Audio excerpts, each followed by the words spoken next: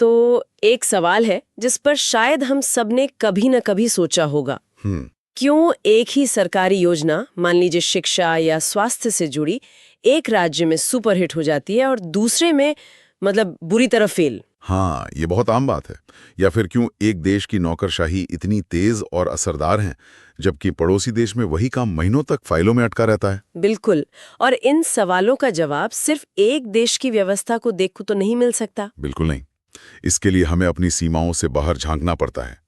ये समझना पड़ता है कि अलग अलग संस्कृतियों, अलग अलग राजनीतिक माहौल में प्रशासन आखिर काम कैसे करता है। हमें तुलना करनी पड़ती है। और आज हमारी चर्चा का विषय भी यही है, तुलनात्मक लोक प्रशासन यानी कंपैरेटिव पब्लिक एडमिनिस्ट्रेशन। एक बहुत ही दिलचस्प विषय। हाँ, और हमारे पास कुछ अकादमिक स्रोत हैं जो इस विषय के पूरे सफर की कहानी बताते हैं। ये एक बड़े विचार के तौर पर कैसे पैदा हुआ, इसका सुनहरा दौर कब आया, ये लड़खड़ा कर गिरा क्यों, और आज की दुनिया में ये पहले से ज्यादा जरूरी क्यों हो गया है। तो चलिए इस कहानी की परतों को खोलते हैं। जरूर। ठीक है, तो शुरू से शुरू करते हैं। जब हम कहते हैं तुलनात्मक लोक प्रशासन, तो इसका असल में मतलब क्या है? क्या ये सिर्फ जैसे भारत और अमेरिका की सरकारों के काम की तुलना करना है? ये तो काफी सीधा साधा लगता है। देखने में ही सीधा लगता है, लेकिन इसकी जड़ें बहुत गहरी हैं। आपके स्रोतों के मुताबिक यह सिर्फ दो चीजों की लिस्ट बनाकर तुलना करना नहीं है। अच्छा। ये लोक प्रशासन का एक व्यवस्थित, एक अकादमिक अध्ययन है जो संस्कृति पार और राष्ट्र पार होता है। ओके। और इसका एक बहुत बड़ा, बहुत महत्वाकांक्षी लक्ष्य था, प्रशासन के व्यवहार का एक सार्वभौमिक विज्ञान विकसित करना। सार्वभौमिक विज्ञान मतलब न्यूटन के नियमों की तरह प्रशासन के कुछ ऐसे नियम खोजना जो हर देश, हर संस्कृति में एक जैसे काम करें। ये तो सुनने में ही बहुत मुश्किल लग रहा है। हाँ, मुश्किल और महत्वाकांक्षी दोनों। सोच यही थी कि अगर हम पर्याप्त देशों की प्रशासनिक व्यवस्थाओं का अध्ययन करें तो शायद हम कुछ ऐसे पैटर्न्स या सिद्धांत खोज सकते हैं जो हर जगह लागू हों। तो इसके पीछे की सोच क्या थी? सिर्फ सिद्धांत बनाना? नहीं, हमारे स्रोत बताते हैं कि इसके दो मुख्य पहलू थे। पहला, जैसा आपने कहा, सिद्धांत बनाना, और दूसरा जो ज्यादा व्यवहारिक था वो था दूसरे देशों की सफलताओं और असफलताओं से सीखकर अपने देश के प्रशासनिक सुधारों के लिए जानकारी इकट्ठा करना। अच्छा, मतलब थ्योरी और प्रैक्टिस दोनों। बिल्कुल। और जैसा कि निम्रॉड राफेली ने लिखा है, इस विचार को औपचारिक रूप से 1952 में अमेरिका के प्रिंसटन यूनिवर्सिटी में हुए एक सम्मेलन से पंख लगे। तो ये विचार 50 के दशक से मौजूद है और यहीं से कहानी में एक दिलचस्प मोड़ आता है। हमारे स्रोतों में एक समूह का जिक्र बार बार है, CAG यानी तुलनात्मक प्रशासन समूह। ऐसा लगता है कि समूह के बिना इस विषय की कहानी अधूरी है। ये क्या था और क्यों इतना महत्वपूर्ण था? CAG इस कहानी का हीरो है, या कह सकते हैं कि एक ट्रैजिक हीरो। इसका गठन 1960 में हुआ और फ्रेड W. रिग्स इसके सबसे बड़े चेहरे और अध्यक्ष थे। फ्रेड रिग्स, ये नाम बार बार आता है। हाँ, तकनीकी तौर पर तो ये American society for public administration यानी ASPA की एक कमेटी ही थी, लेकिन असली गेम चेंजर था फोर्ड फाउंडेशन। पैसे की बात आ गई। हाँ, 1962 में फोर्ड फाउंडेशन ने इसमें भारी निवेश किया और अचानक ये एक छोटी सी कमेटी से एक बड़े बौद्धिक आंदोलन का केंद्र बन गया। दुनिया भर के बड़े बड़े विद्वान इससे जुड़ गए। इतना पैसा, इतने बड़े नाम, आखिर इनका मिशन क्या था? ये सब मिलकर क्या हासिल करना चाहते थे? सिर्फ अकादमिक सिद्धांत बनाना तो मकसद नहीं रहा होगा। नहीं, बिल्कुल नहीं। इसे उस दौर के संदर्भ में देखना होगा। दूसरा विश्व युद्ध अभी अभी खत्म हुआ था। एशिया और अफ्रीका में दर्जनों नए देश औपनिवेशिक शासन से आजाद हो रहे थे। उनके पास अपना देश था, अपनी उम्मीदें थीं, लेकिन एक कुशल प्रशासनिक ढांचा नहीं था। और उस समय लोक प्रशासन का ज्यादातर अध्ययन सिर्फ अमेरिका और पश्चिमी यूरोप पर आधारित था, है ना? बिल्कुल। एक तरह का संकीर्ण नजरिया था और शायद ये समझ आने लगा था कि आप अमेरिकी मॉडल को सीधे उठाकर किसी नए अफ्रीकी देश में लागू नहीं कर सकते। वहां की जमीनी हकीकत, समाज, संस्कृति सब कुछ अलग है। ये तो बहुत जरूरी बात है। हाँ, और फ्रेडरिक रिग्स जैसे विद्वानों ने यही तर्क दिया। उन्होंने कहा कि अमेरिकी प्रशासनिक सिद्धांत एक खास सामाजिक सांस्कृतिक माहौल में पैदा हुए हैं। उन्हें बिना सोचे समझे कहीं और लागू करना आपदा को न्योता देने जैसा है। तो CAG का उद्देश्य था ऐसे मॉडल बनाना जो हर जगह चले। एक तरह से हाँ, उनका मुख्य उद्देश्य ऐसे प्रशासनिक मॉडल बनाना था जो ज्यादा सार्वभौमिक हों, जो इन नए देशों की मदद कर सकें और साथ ही प्रशासन के अध्ययन को इस अमेरिकी संकीर्णता से बाहर निकाल सकें। लेकिन हमारे एक स्रोत में फ्रेड रिग्स का एक और नजरिया भी है जो मुझे काफी दिलचस्प लगा। बताइए। उनका कहना था कि इसका मकसद सिर्फ विकासशील देशों की मदद करना नहीं है, बल्कि उन देशों की व्यवस्थाओं को समझकर हम अपनी यानी विकसित देशों की प्रशासनिक व्यवस्थाओं को भी बेहतर ढंग से समझ सकते हैं। ये एक दो तरफा रास्ता था। ये एक बहुत ही महत्वपूर्ण बिंदु है और सीएजी की सबसे अच्छी सोच में से एक था। लक्ष्य केवल दूसरों को ठीक करना नहीं था, जो अक्सर एक औपनिवेशिक मानसिकता को दिखाता है। सही बात है। लक्ष्य दूसरों से सीखकर खुद को भी बेहतर बनाना था। वे ये समझना चाहते थे कि कोई प्रशासनिक ढांचा किसी खास माहौल में सफल क्यों होता है और दूसरे में असफल क्यों। एक मिनट, यहाँ मुझे एक सवाल पूछना है। जरूर। क्या ये थोड़ा भोलापन नहीं था, ये सोचना कि आप अमेरिका के किसी विश्वविद्यालय में बैठकर अफ्रीका या एशिया के किसी नए देश के लिए एक सार्वभौमिक मॉडल बना सकते हैं? क्या इन नए देशों ने ये मदद मांगी थी या ये एक तरह का एकेडमिक साम्राज्यवाद था? ये एक बेहतरीन और बहुत जरूरी सवाल है और सच कहूं तो बाद में सीएनओजी की आलोचना इसी आधार पर बहुत हुई। अच्छा। उस समय इरादे नेक थे, लेकिन हाँ, उसमें कहीं ना कहीं एक बड़प्पन का भाव जरूर था। ये सोचती कि हम तर्कसंगत वैज्ञानिक मॉडल बनाएंगे जो उनकी मदद करेंगे। इस प्रक्रिया में उन देशों की अपनी समझ और पारंपरिक ज्ञान को अक्सर नजरअंदाज किया गया। ये इसकी सबसे बड़ी कमजोरियों में से एक साबित हुआ। तो इतना बड़ा मिशन, दुनिया भर के विद्वान और फोर्ड फाउंडेशन का पैसा, ये तो कागज पर सफलता की गारंटी जैसा लगता है, लेकिन फिर भी जैसा आपने कहा, ये एक ट्रैजिक हीरो की कहानी है। 70 के दशक में ये पूरा आंदोलन बिखर गया। आखिर ऐसा हुआ क्या? यही कहानी में गिरावट का दौर शुरू होता है और इसके कारण कई परतों में हैं। सबसे पहले तो व्यवहारिक कारण थे जो साफ नजर आते हैं। 1971 में फोर्ड फाउंडेशन ने अपनी फंडिंग बंद कर दी। ओह, ये तो बड़ा झटका होगा। बहुत बड़ा झटका था, क्योंकि सीएजी का सारा काम उसी पैसे पे चल रहा था। फिर 1973 में इसे एक दूसरे संगठन में मिला दिया गया और 1974 में इसका प्रतिष्ठित जर्नल भी बंद हो गया, मतलब ढांचा ही ढह गया। लेकिन क्या ये सिर्फ पैसे की बात थी या समस्या कहीं ज्यादा गहरी यानी बौद्धिक स्तर पर थी? अक्सर जब कोई बड़ा विचार विफल होता है तो वजह सिर्फ बजट कटना नहीं होती। बिल्कुल, फंडिंग कटना तो एक लक्षण था, बीमारी नहीं। असली बीमारी बौद्धिक थी। रॉबर्ट गोलिम्बेवस्की जैसे आलोचकों ने इसे एक बौद्धिक संकट का नाम दिया। बौद्धिक संकट? हाँ, हुआ ये कि सीएडी ने इतने ज्यादा जटिल, इतने सैद्धांतिक मॉडल बना दिए कि वे जमीन पर किसी के काम ही नहीं आ सके। क्या आप इसे किसी सरल उदाहरण से समझा सकते हैं? सैद्धांतिक मॉडल के बोझ तले दब जाना सुनने में थोड़ा अकादमिक लगता है। जरूर। इसे ऐसे समझिए कि आप किसी को दाल बनाना सिखाना चाहती हैं।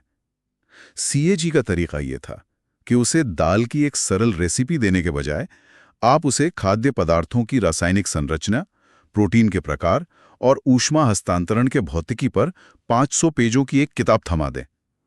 तो दाल तो कभी नहीं बनेगी। कभी नहीं। सिद्धांत के स्तर पर यह ज्ञान अद्भुत है, लेकिन उसे पढ़कर कोई रात का खाना नहीं बना सकता। सीएजी ने प्रशासन की भव्य थ्योरी तो बना दी, लेकिन किसी देश का कलेक्टर या ब्यूरोक्रेट उसे अपने रोजमर्रा के काम में इस्तेमाल नहीं कर पाया। वे अपने ही बनाए सिद्धांतों के जाल में उलझ कर रह गए। तो इसका मतलब ये एक शानदार लेकिन पूरी तरह से असफल कोशिश थी। क्या सीएजी का दौर लोक प्रशासन के इतिहास में एक नाकाम अध्याय बनकर रह गया? नहीं, असफल कहना शायद जल्दबाजी होगी। यहां जो बात आकर्षक है वो है इसकी विरासत। विरासत? हाँ, इसका पतन जरूर हुआ, लेकिन ये अपने पीछे बहुत कुछ ऐसा छोड़ गया जिसने इस विषय को हमेशा के लिए बदल दिया। जैसा कि रमेश के अरोड़ा हमारे स्रोत में तर्क देते हैं, सीएजी ने लोक प्रशासन के दायरे को जबरदस्त तरीके से फैलाया। इसने प्रशासन के अध्ययन के दरवाजे समाजशास्त्र, राजनीति विज्ञान और अर्थशास्त्र जैसे दूसरे सामाजिक विज्ञानों के लिए खोल दिए। और इसने विषय को उस अमेरिकी संकीर्णता से बाहर निकाला जिसका जिक्र आपने पहले किया था। हाँ, ये इसका सबसे बड़ा योगदान था। डी वाल्डो ने भी कहा कि इसने प्रशासन के अध्ययन को कुछ रटे रटाए सिद्धांतों से बाहर निकालकर एक ज्यादा व्यापक और बेहतर बौद्धिक नजरिया दिया। अच्छा। इसने क्षेत्रीय अध्ययन को तुलनात्मक अध्ययन में बदल दिया। तो भले ही अपने सबसे बड़े लक्ष्य यानी एक सार्वभौमिक सिद्धांत बनाने में कामयाब न हुआ हो, लेकिन इसने मैदान को इतना बड़ा कर दिया कि आने वाली पीढ़ियों के लिए सोचने के नए रास्ते खुल गए। एक तरह से ये एक शानदार विफलता थी। वाह, शानदार विफलता, ये बहुत अच्छी बात है। तो कहानी यहाँ खत्म नहीं होती। हमारे स्रोत बताते हैं कि 1980s के दशक में इस विचार ने एक तरह से वापसी की, एक पुनरुत्थान आंदोलन हुआ। हाँ, और ये वापसी बहुत दिलचस्प है। फेरल हैडी और J.S. जून जैसे विद्वानों ने इस विचार को फिर से जिंदा करने की कोशिश की। उनका तर्क था कि शुरुआती झटकों और कुछ नाकामों की वजह से इस जरूरी नजरिए को पूरी तरह छोड़ देना एक बहुत बड़ी गलती होगी। मतलब बच्चे को नहाने के पानी के साथ फेंक नहीं देना चाहिए। बिल्कुल यही। तो इस नई लहर में क्या अलग था? उन्होंने CAG की गलतियों से क्या सबक सीखा? उन्होंने एक बहुत जरूरी शब्द पर जोर दिया, संदर्भ, कंटेक्स्ट। हाँ, J.S. जून ने कहा कि आप किसी भी प्रशासनिक प्रणाली को उसके समाज, इतिहास और संस्कृति से अलग करके नहीं समझ सकते। ये जो सार्वभौमिक मॉडल बनाने का सपना था, शायद वही गलत था। तो लक्ष्य बदल गया। हाँ, लक्ष्य मॉडल बनाना नहीं, बल्कि गहरी समझ विकसित करना होना चाहिए। उन्होंने कहा कि हमें अमूर्त सिद्धांतों से हटकर वास्तविक समस्याओं पर ध्यान देना होगा। ये एक ज्यादा जमीन से जुड़ा हुआ नजरिया था। तो आज के दौर में जब हम वैश्वीकरण, इंटरनेट और एक दूसरे से जुड़ी हुई दुनिया की बात करते हैं, इस क्षेत्र का भविष्य कैसा दिखता है? क्या ये पहले से भी ज्यादा प्रासंगिक हो गया है? आज इसकी प्रासंगिकता शायद अपने चरम पर है। दुनिया की समस्याएं अब किसी एक देश की सीमा में बंदी नहीं है, चाहे वो जलवायु परिवर्तन हो, महामारी हो या आर्थिक मंदी हो। सही बात है। और स्रोत भविष्य के लिए कई दिलचस्प अध्ययन क्षेत्र बताते हैं जो आज की इन्हीं चुनौतियों को दर्शाते हैं। जैसे कि कौन-कौन से क्षेत्र? उदाहरण के लिए, विभिन्न देशों में मानवाधिकारों को लागू कैसे किया जाता है, इसकी तुलना करना। एक और बड़ा क्षेत्र है नौकरशाही की अंतर्राष्ट्रीय निर्भरता। अच्छा, वो कैसे? आज भारत की नौकरशाही सिर्फ भारतीय संसद के प्रति जवाबदेह नहीं है, उसे विश्व व्यापार संगठन WTO या विश्व स्वास्थ्य संगठन WHO के नियमों और संधियों का भी पालन करना पड़ता है। ये एक नई सच्चाई है जिसे समझने के लिए तुलनात्मक दृष्टिकोण जरूरी है। स्रोतों में नागरिक अधिकार पत्र, सिटीजन्स चार्टर का भी जिक्र है। ये एक बेहतरीन उदाहरण है ना? हाँ, बिल्कुल। भारत ने ये विचार ब्रिटेन से लिया, लेकिन क्या हमारे यहाँ सरकारी दफ्तरों में ये उतना ही प्रभावी रहा है जितना ब्रिटेन में? शायद नहीं। तुलनात्मक अध्ययन हमें यही समझने में मदद कर सकता है कि एक ही विचार के परिणाम दो अलग-अलग सामाजिक संदर्भों में इतने अलग क्यों होते हैं। बिल्कुल सही। और अब सिर्फ सरकारी प्रशासन का एकमात्र खिलाड़ी नहीं रही। इसीलिए भविष्य के अध्ययन में गैर सरकारी संगठनों, NGOs, स्वयं सहायता समूहों, सेल्फ हेल्प ग्रुप्स और समुदाय आधारित संगठनों की भूमिका का तुलनात्मक अध्ययन बहुत महत्वपूर्ण हो गया है। मतलब ये देखना कि एक ही अंतर्राष्ट्रीय NGO अमेरिका में कैसे काम करता है और केन्या में कैसे। हाँ, ये हमें प्रशासन की एक ज्यादा गहरी और सच्ची तस्वीर देता है। तो आज हमने तुलनात्मक लोक प्रशासन के पूरे सफर को देखा। 50 के दशक में एक बड़े सपने के तौर पर इसका जन्म, 60 के दशक में CAG के जरिए इसका सुनहरा दौर, 70 के दशक में उम्मीदों के बोझ तले इसका पतन और फिर 80 के दशक से एक ज्यादा समझदार और जमीन से जुड़े रूप में इसकी वापसी। और इस पूरी यात्रा का सार शायद ये है कि प्रशासन का कोई एक ग्रैंड सिद्धांत या मास्टर फॉर्मूला बनाना जो हर जगह, हर संस्कृति में हूबहू लागू हो सके, एक बहुत महत्वाकांक्षी सपना था। हाँ, शायद थोड़ा ज्यादा ही महत्वाकांक्षी। लेकिन अलग-अलग संस्कृतियों और देशों की प्रशासनिक व्यवस्थाओं की तुलना करके उनसे सीखने और अपनी व्यवस्था में लगातार सुधार करने की प्रक्रिया आज की इस उलझी हुई और जुड़ी हुई दुनिया में पहले से कहीं ज्यादा जरूरी और प्रासंगिक हो गई है। ये चर्चा एक विचारणीय प्रश्न पर समाप्त होती है। स्रोत में भविष्य के अध्ययन के लिए कई नए क्षेत्रों का उल्लेख है, जैसे स्वैच्छिक संगठनों या समुदाय आधारित संगठनों की भूमिका। अगर आज के समय में इस पर एक तुलनात्मक अध्ययन करना हो, तो कौन से दो बिल्कुल अलग देश सबसे दिलचस्प परिणाम दे सकते हैं और क्यों? नमस्कार। आज हम एक बहुत ही दिलचस्प गुत्थी सुलझाने वाले हैं। उन समाजों को कैसे समझा जाए जो ना तो पूरे तरह से आप कह सकती हैं पारंपरिक है और ना ही पूरी तरह से आधुनिक। मतलब वो देश जो तेजी से बदल रहे हैं, जहां पुरानी और नई दुनिया एक साथ रहती है। इसी को समझने के लिए हमारे पास लोक प्रशासन पर एक किताब के कुछ अंश हैं जो फ्रेड रिग्स नाम के एक विचारक के काम पर हैं। उन्होंने कुछ बड़े कमाल के मॉडल बनाए थे इसी बीच वाली स्थिति को समझने के लिए। तो आज हमारी पड़ताल का मिशन है रिग्स के इन विचारों को खंगालना। हम उनके शुरुआती आइडिया से लेकर उनके सबसे मशहूर प्रिज्मे मॉडल तक जाएंगे और देखेंगे कि उनकी आलोचना क्यों हुई। बिल्कुल। और ये सिर्फ किताबी बातें नहीं है। रिग्स का काम हमें यह समझने में मदद करता है कि किसी भी देश की सरकारी मशीनरी, मतलब उसका प्रशासन, उसके समाज, संस्कृति और अर्थव्यवस्था से कितना गहरा जुड़ा होता है। इसी सोच को उन्होंने पारिस्थितिकी उपागम या इकोलॉजिकल अप्रोच कहा था। ठीक है, तो चलिए इसे खोलते हैं। रिग्स ने शुरुआत कहाँ से की? उनका पहला विचार क्या था? उन्होंने 1956 में एक बहुत ही सीधा साधा मॉडल दिया था। उसे कृषि उद्योग मॉडल कहते हैं। इसमें उन्होंने दो तरह के समाजों की तुलना की, एक कृषि प्रधान समाज जैसे पारंपरिक चीन और दूसरा उद्योग प्रधान जैसे उस वक्त का अमेरिका। और इन दोनों में मुख्य अंतर क्या थे? कई स्तरों पर। जैसे कृषि समाजों में वर्णात्मक मूल्य होते हैं, मतलब किसी व्यक्ति की कीमत उसके जन्म या परिवार से तय होती है, जबकि औद्योगिक समाजों में उपलब्धि मूल्य होते हैं, जहां ये देखा जाता है कि आपने हासिल क्या किया है। अच्छा। इसी तरह कृषि समाजों में नियम विशिष्ट होते हैं, मतलब हर किसी पर अलग अलग तरह से लागू हो सकते हैं। लेकिन औद्योगिक समाजों में सार्वभौमिक नियम होते हैं जो सिद्धांत रूप में सब पर एक जैसे लागू होते हैं। एक मिनट, लेकिन ये मॉडल तो दुनिया को सिर्फ दो हिस्सों में बांटता है, कृषि या उद्योग। उन देशों का क्या जो इन दोनों के बीच में थे? सही कहा, यही इसकी सबसे बड़ी आलोचना थी। ये मॉडल उन संक्रमणशील समाजों को, यानी जो बदल रहे थे, उन्हें समझने में बिल्कुल मदद नहीं करता था। ये एक बहुत विकसित या फिर बहुत कम विकसित समाज की तस्वीर तो दिखाता था, लेकिन जो बीच की स्थिति थी उसे नहीं समझा पाता था। हाँ, और इसी कमी को पूरा करने के लिए रिग्स अपने अगले और सबसे प्रसिद्ध मॉडल पर पहुंचे। और यहीं से बात वाकई दिलचस्प हो जाती है। सुना है उन्होंने एक प्रिज्म का उदाहरण इस्तेमाल किया था। हाँ, और ये एक बहुत ही शानदार सादृश्य है। जैसे एक प्रिज्म सफेद रोशनी को उसके अलग अलग रंगों, मतलब स्पेक्ट्रम में तोड़ देता है, वैसे ही रिग्स ने कहा कि समाज भी एक अवस्था से दूसरी अवस्था में सीधे नहीं बदलता। उन्होंने 3 अवस्थाएं बताईं। कौन कौन सी? पहली, संलयित समाज, फ्यूज्ड सोसाइटी। ये पारंपरिक समाज है जहां एक ही संरचना कई काम करती है। जैसे परिवार का मुखिया ही राजनीतिक, आर्थिक और सामाजिक सारे फैसले करता है। सब कुछ घुला मिला है, जैसे सफेद रोशनी। बिल्कुल। और दूसरी तरफ है विवर्तित समाज, डिफ्रैक्टेड सोसाइटी। ये आधुनिक समाज है जहां हर काम के लिए एक विशेष संरचना है। सरकार अलग, बाजार अलग, स्कूल अलग, सब कुछ एकदम साफ, इंद्रधनुष के अलग अलग रंगों की तरह। जी। और इन दोनों के बीच में है प्रिज्मीय समाज, प्रिज्मेटिक सोसाइटी।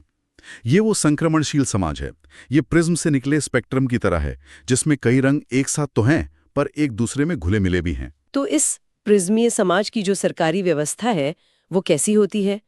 स्रोतों में साला मॉडल का जिक्र है, ये क्या है? साला प्रिज्मीय समाज की प्रशासनिक व्यवस्था का ही नाम है। इसकी 3 मुख्य विशेषताएं हैं जो इसे समझने के लिए बहुत जरूरी हैं। पहली है विषम जातीयता, हेट्रोजेनिटी, मतलब बहुत तरह की चीजों का एक साथ होना। हाँ, यहाँ आधुनिक दफ्तरों के साथ साथ पारंपरिक व्यवस्थाएं भी चलती रहती हैं। एक ही समय में आपको वर्ल्ड क्लास स्टॉक एक्सचेंज भी मिलेगा और शायद कहीं कोई पारंपरिक पंचायत भी झगड़ा सुलझा रही होगी। अच्छा, और दूसरी विशेषता आपने औपचारिकता बताई थी? हाँ, औपचारिकता, फॉर्मलिज्म। पर इसका मतलब वो नहीं है जो हम आमतौर पर समझते हैं। यहाँ इसका मतलब है कागज पर बने नियमों और असलियत में होने वाले काम के बीच बहुत बड़ा अंतर। कानून कुछ कहता है, लेकिन व्यवहार में कुछ और ही होता है। मतलब कथनी और करनी में फर्क। ये तो बहुत जानी पहचानी बात लगती है। बिल्कुल। और तीसरी विशेषता है परस्पर व्याप्ति। इसका मतलब है कि प्रशासन पर गैर प्रशासनिक चीजों का बहुत ज्यादा प्रभाव होता है। जैसे कि राजनीतिक, सामाजिक और पारिवारिक रिश्ते प्रशासनिक फैसलों को प्रभावित करते हैं। भाई भतीजावाद इसका एक क्लासिक उदाहरण है। इसी का एक आर्थिक रूप भी है, जिसे रिग्स ने बाजार कैंटीन मॉडल कहा था, जहां कीमतें सिर्फ मांग आपूर्ति से नहीं बल्कि व्यक्तिगत संबंधों और मोल भाव पर भी निर्भर करती है। ये ढांचा तो किसी भी विकासशील देश की हकीकत के बहुत करीब लगता है, लेकिन क्या सभी विद्वान इससे सहमत थे? बिल्कुल नहीं। इसकी कई आलोचनाएं हुई।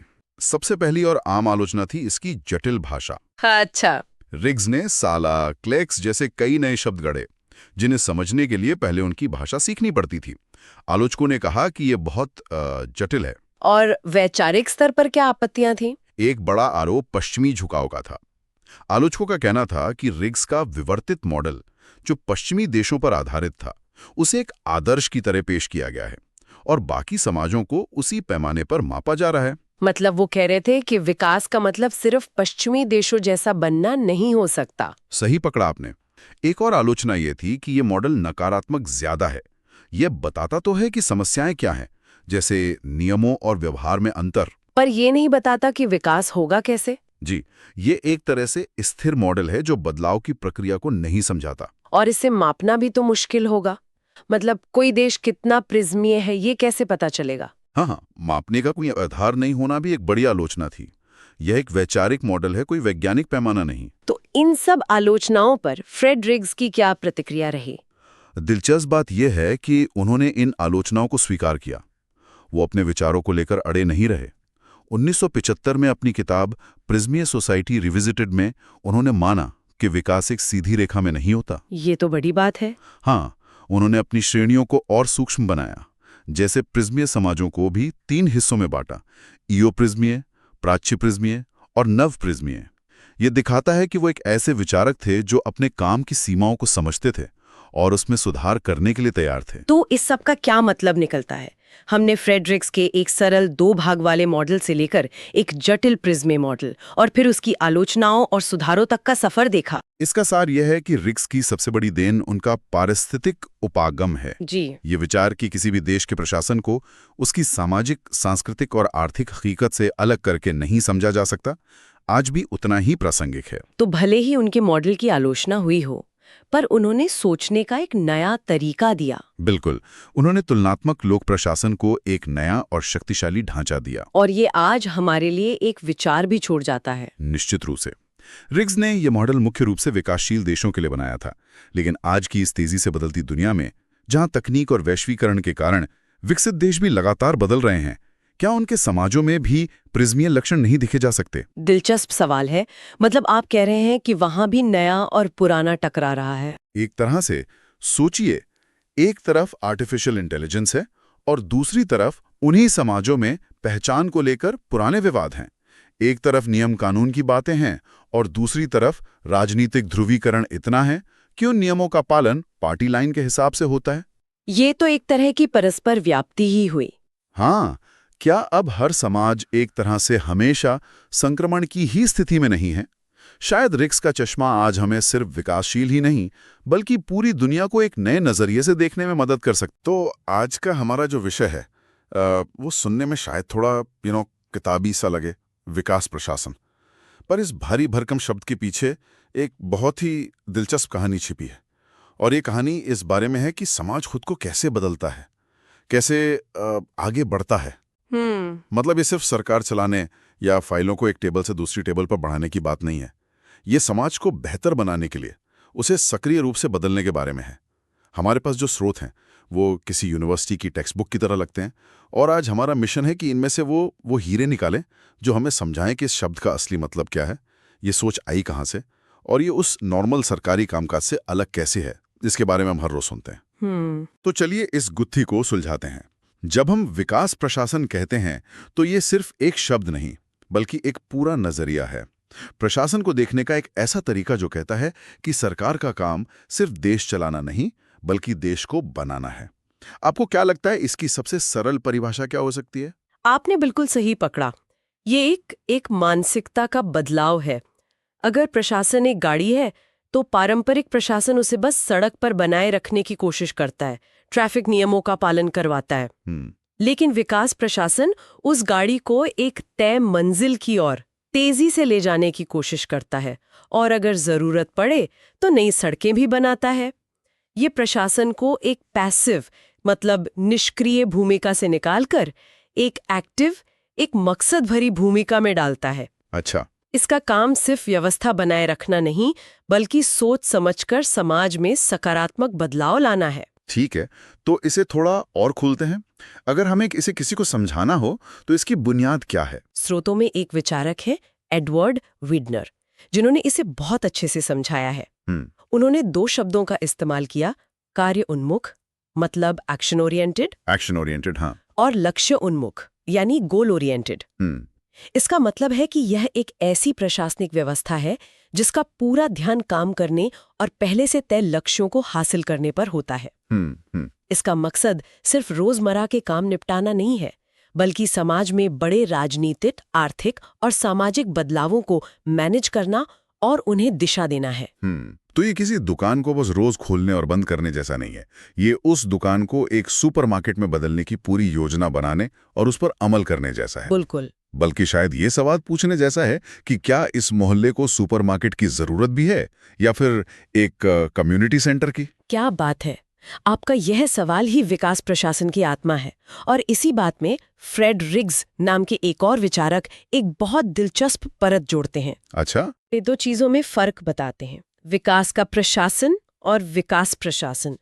सुनने में एक जैसे लगते हैं पर इनमें जमीन आसमान का फर्क है। विकास का प्रशासन और विकास प्रशासन, ये क्या है? देखिए, विकास का प्रशासन का मतलब है सरकार की जो योजनाएं हैं, जैसे सड़क बनाना, स्कूल खोलना, उन्हें लागू करना। ये क्या करना है इस पर केंद्रित है। ठीक है। लेकिन फ्रेड रिग्स ने कहा कि असली चुनौती विकास प्रशासन है, जिसका मतलब है उन योजनाओं को लागू करने के लिए प्रशासनिक क्षमता का निर्माण करना, यानी कैसे करना है उस पर ध्यान देना। अच्छा, तो क्या से ज्यादा कैसे पर? बिल्कुल, और ये समझना उस समय के लिए एक बहुत बड़ी बात थी। इसने बताया कि आप किसी देश में दुनिया की सबसे अच्छी विकास योजना तो ला सकते हैं, लेकिन अगर वहां की नौकरशाही भ्रष्ट, धीमी या टूटी फूटी है तो वो योजना कागज पर ही रह जाएगी। एग्जैक्टली। पहले आपको उस मशीनरी को ठीक करना होगा जो विकास को जमीन पर उतारेगी। समझ गया। तो मतलब एक शानदार रेसिपी होने से कुछ नहीं होता अगर आपके पास एक अच्छा शेफ और एक काम करता हुआ किचन ही ना हो। ये तो सोचने का एक बहुत ही प्रैक्टिकल तरीका है। पर ये इतना महत्वाकांक्षी विचार कि हम प्रशासन के जरिए पूरे समाज को बदल सकते हैं, ये आया कहाँ से? ये हमेशा से तो नहीं रहा होगा। नहीं, बिल्कुल नहीं। ये सोच असल में दूसरे विश्व युद्ध के बाद की दुनिया की पैदाइश है, खासकर 1950s और 1960s के दशक के। अच्छा, जरा उस समय की दुनिया की कल्पना कीजिए। एशिया, अफ्रीका और लैटिन अमेरिका में दर्जनों देश औपनिवेशिक शासन से आजाद हो रहे थे। उनके सामने एक बहुत बड़ी चुनौती थी, सदियों की गुलामी के बाद अपने पैरों पर खड़ा होना, गरीबी से लड़ना और विकसित पश्चिमी देशों के साथ कदम से कदम मिलाना। सही कहा। उन्हें धीमी गति से विकास करने का समय नहीं था, उन्हें एक छलांग लगानी थी। यानी उन्हें प्रशासन का एक ऐसा मॉडल चाहिए था जो सिर्फ व्यवस्था न संभाले बल्कि तेजी से तरक्की भी लाए। एकदम सही। और इसी जरूरत ने विकास प्रशासन के विचार को जन्म दिया। स्रोतों में कंपैरेटिव एडमिनिस्ट्रेशन ग्रुप या CAG का जिक्र आता है। CAG? हाँ, ये कोई सरकारी संस्था नहीं थी, बल्कि 60 के दशक में अमेरिकी विद्वानों का एक समूह था। उन्होंने इस विचार को अकादमिक दुनिया में बहुत लोकप्रिय बनाया। वैसे इस शब्द का पहला इस्तेमाल डोनाल्ड C. स्टोन ने किया था, लेकिन हमारे लिए ये जानना दिलचस्प है कि भारत इस सोच में पीछे नहीं था। अच्छा, कैसे? 1955 में ही UL गोस्वामी नाम के एक भारतीय विद्वान ने Indian journal of public administration में इस पर एक लेख लिखा था। अरे वाह, ये तो वाकई आकर्षक है। मतलब ये विचार सिर्फ पश्चिम से नहीं आया, बल्कि भारत जैसे नए आजाद हुए देशों की अपनी जरूरतों और आकांक्षाओं से भी उपजा। बिल्कुल, इन देशों की अपनी अनूठी चुनौतियां थीं और उन्हें अपने अनूठे समाधान चाहिए थे। तो ठीक है, ये विचार पैदा हो गया, लेकिन क्या विकास को देखने का तरीका जैसा 50 के दशक में था आज भी वैसा ही है, या इस सोच में भी कोई विकास हुआ है? इसमें जबरदस्त विकास हुआ है। ये शायद इस पूरी कहानी का सबसे महत्वपूर्ण हिस्सा है। स्रोतों से पता चलता है कि विकास को लेकर सोच में जमीन आसमान का बदलाव आया है। अच्छा। शुरुआती दौर में यानी 1950 और 60 के दशक में जो दृष्टिकोण था वो पूरी तरह से पश्चिमी मॉडल पर आधारित था। ये माना जाता था कि जो तरीका अमेरिका और यूरोप में कामयाब हुआ वो हर जगह काम करेगा। विकास का मतलब था आर्थिक विकास, बड़ी बड़ी मिलें, कारखाने, सड़कें और बांध बनाना। इसे ब्लूप्रिंट अप्रोच कहा जा सकता है। ब्लूप्रिंट अप्रोच मतलब एक नक्शा बना लिया और मान लिया कि ये हर जगह फिट हो जाएगा। हाँ, बिल्कुल, एक वन साइज फिट्स ऑल तरीका, एक तय योजना जो ऊपर से यानी राजधानी में बैठे कुछ विशेषज्ञों द्वारा बनाई जाती थी और उसे नीचे गांव-गांव तक लागू कर दिया जाता था। स्थानीय लोगों से पूछने या उनकी जरूरतों को समझने पर कोई खास जोर नहीं था। सफलता को GDP के आंकड़ों से मापा जाता था। एक मिनट, ये तो सुनने में ही बहुत घमंड भरा लगता है। क्या उस समय किसी ने ये सवाल नहीं उठाया कि जो योजना जर्मनी के लिए बनी है वो घाना या भारत में कैसे काम कर सकती है? क्या इसका कोई विरोध नहीं हुआ? आपका सवाल बिल्कुल सही है, और यही वो एहसास था जिसने पूरी सोच को बदल दिया। 1970 का दशक आते आते ये साफ होने लगा कि ये ब्लूप्रिंट मॉडल बुरी तरह फेल हो रहा है। फेल हो रहा था? हाँ, कागज पर तो शायद सफलता दिखती थी, एक बड़ा बांध बन गया, जीडीपी बढ़ गई, लेकिन असल में वो उन लोगों को ही नुकसान पहुंचा रहा था जिनकी मदद के लिए उसे बनाया गया था। सोचिए, एक विशाल बांध बना जिसने हजारों आदिवासियों को उनकी जमीन से बेघर कर दिया, उनका जीवन यापन का तरीका छीन लिया। और उनसे पूछा तक नहीं गया। तब लोगों को समझ आया कि इस तरह का विकास विकास नहीं बल्कि विनाश है। तो इस नाकामी से क्या सबक सीखा गया? नया दृष्टिकोण क्या था? यहीं से समकालीन या आधुनिक दृष्टिकोण का जन्म हुआ। ये सोच पूरी तरह बदल गई। ये महसूस किया गया कि हर देश, हर समाज का संदर्भ अलग होता है। अब ध्यान सिर्फ आर्थिक विकास से हटकर सामाजिक न्याय, समानता, लोगों की भागीदारी और मानवीय विकास पर चला गया। विकास का पैमाना अब ये नहीं था कि देश ने कितना पैसा कमाया, बल्कि ये था कि क्या बच्चों को बेहतर स्वास्थ्य मिल रहा है, क्या ज्यादा लोग पढ़ लिख पा रहे हैं, क्या लोगों के पास पीने का साफ पानी है। बिल्कुल। इसे जनता केंद्रित उपागम मतलब पीपल सेंट्रिक अप्रोच कहा गया। मतलब विकास की परिभाषा ही बदल दी गई है ना। ये जीडीपी के आंकड़ों से आगे बढ़कर लोगों की असल जिंदगी की बेहतरी तक पहुंच गई। हाँ, अब योजनाएं ऊपर से थोपी नहीं जाती, बल्कि नीचे से लोगों की जरूरतों को समझकर बनाई जाती हैं। अच्छा। अब विकास का उद्देश्य लोगों को सशक्त बनाना और आत्मनिर्भरता बढ़ाना है। ये टॉप डाउन से बॉटम अप का एक बहुत बड़ा बदलाव था। ठीक है, इस पूरी चर्चा के बाद अब हम उस सबसे बड़े सवाल पर आते हैं जो शायद कई लोगों के मन में होगा। ये विकास प्रशासन हमारे सामान्य पारंपरिक प्रशासन से, जिसे हम रोज देखते हैं, आखिर अलग कैसे है? चलिए ऐसे किसी ठोस उदाहरण से समझते हैं। मान लीजिए एक शहर में ट्रैफिक की बहुत बड़ी समस्या है। इन दोनों तरह के प्रशासक इस समस्या से कैसे निपटेंगे? ये बहुत अच्छा उदाहरण है। देखिए, एक पारंपरिक प्रशासक का मुख्य उद्देश्य होता है कानून और व्यवस्था बनाए रखना और मौजूदा व्यवस्था को चलाना। राइट। तो वो ट्रैफिक की समस्या को एक व्यवस्था की समस्या के तौर पर देखेगा। वो क्या करेगा? ट्रैफिक पुलिस की तैनाती बढ़ा देगा, नियमों को तोड़ने वालों पर जुर्माना बढ़ा देगा। शायद किसी पुरानी योजना के तहत एक फ्लाईओवर बनाने का काम शुरू कर देगा। उसका ध्यान प्रक्रियाओं पर होता है, क्या नियम लागू हो रहे हैं, क्या फाइलें सही ढंग से आगे बढ़ रही हैं। समझ गया। मतलब वो सिस्टम को मैनेज कर रहा है, उसे बदलने की कोशिश नहीं कर रहा। एकदम। वो यथास्थिति बनाए रखने और अतीत के उदाहरणों पर काम करता है।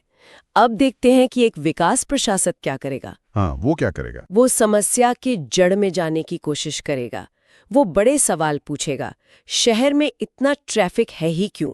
क्या पब्लिक ट्रांसपोर्ट खराब है? क्या लोगों को अपनी गाड़ियां इस्तेमाल करने की मजबूरी है? क्या हमें एक नई मेट्रो लाइन की जरूरत है? क्या हम कंपनियों को रिमोट वर्क के लिए प्रोत्साहित कर सकते हैं? बिल्कुल। वो सिर्फ लक्षण का इलाज नहीं कर रहा, बल्कि बीमारी की जड़ को पकड़ रहा है। अच्छा।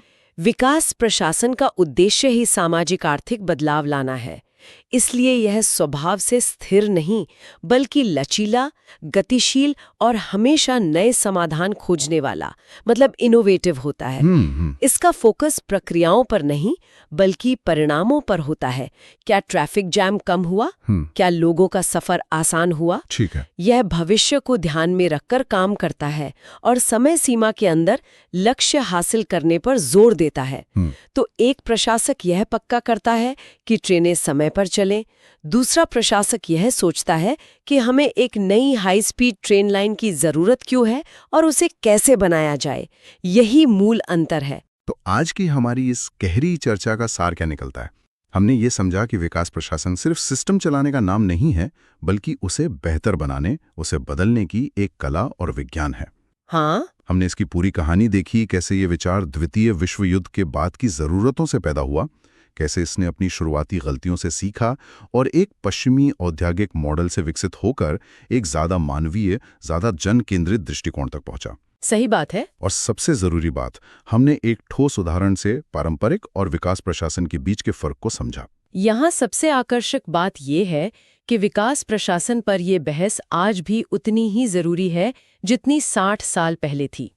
ये हमें लगातार ये सवाल पूछने पर मजबूर करती है कि विकास का असली मतलब क्या है। हाँ। क्या ये सिर्फ ऊंची इमारतें और चौड़ी सड़कें हैं, या फिर एक खुशहाल, स्वस्थ और शिक्षित समाज है? और किसी भी समाज के लिए इसे हासिल करने का सबसे अच्छा तरीका कौन सा है? ये सिर्फ एक किताबी सवाल नहीं है, ये सीधे सीधे करोड़ों लोगों की जीवन की गुणवत्ता से जुड़ा हुआ है। और ये हमें आज के लिए एक बहुत जरूरी सवाल के साथ छोड़ जाता है। आज की दुनिया 1960 के दशक से बहुत अलग है। हम जलवायु परिवर्तन, बढ़ती असमानता और आर्टिफिशियल इंटेलिजेंस जैसी अभूतपूर्व चुनौतियों का सामना कर रहे हैं। बिल्कुल। तो क्या इन नई चुनौतियों से निपटने के लिए हमें एक नए विकास प्रशासन 3.0 की जरूरत है? और अगर हाँ, तो वो कैसा दिखेगा? ये सोचने वाली बात है। तो आज हम एक ऐसी बहस की गहराई में उतर रहे हैं जो सदियों से चल रही है, लेकिन आज भी उतनी ही ताज़ा है। राज्य बनाम बाजार।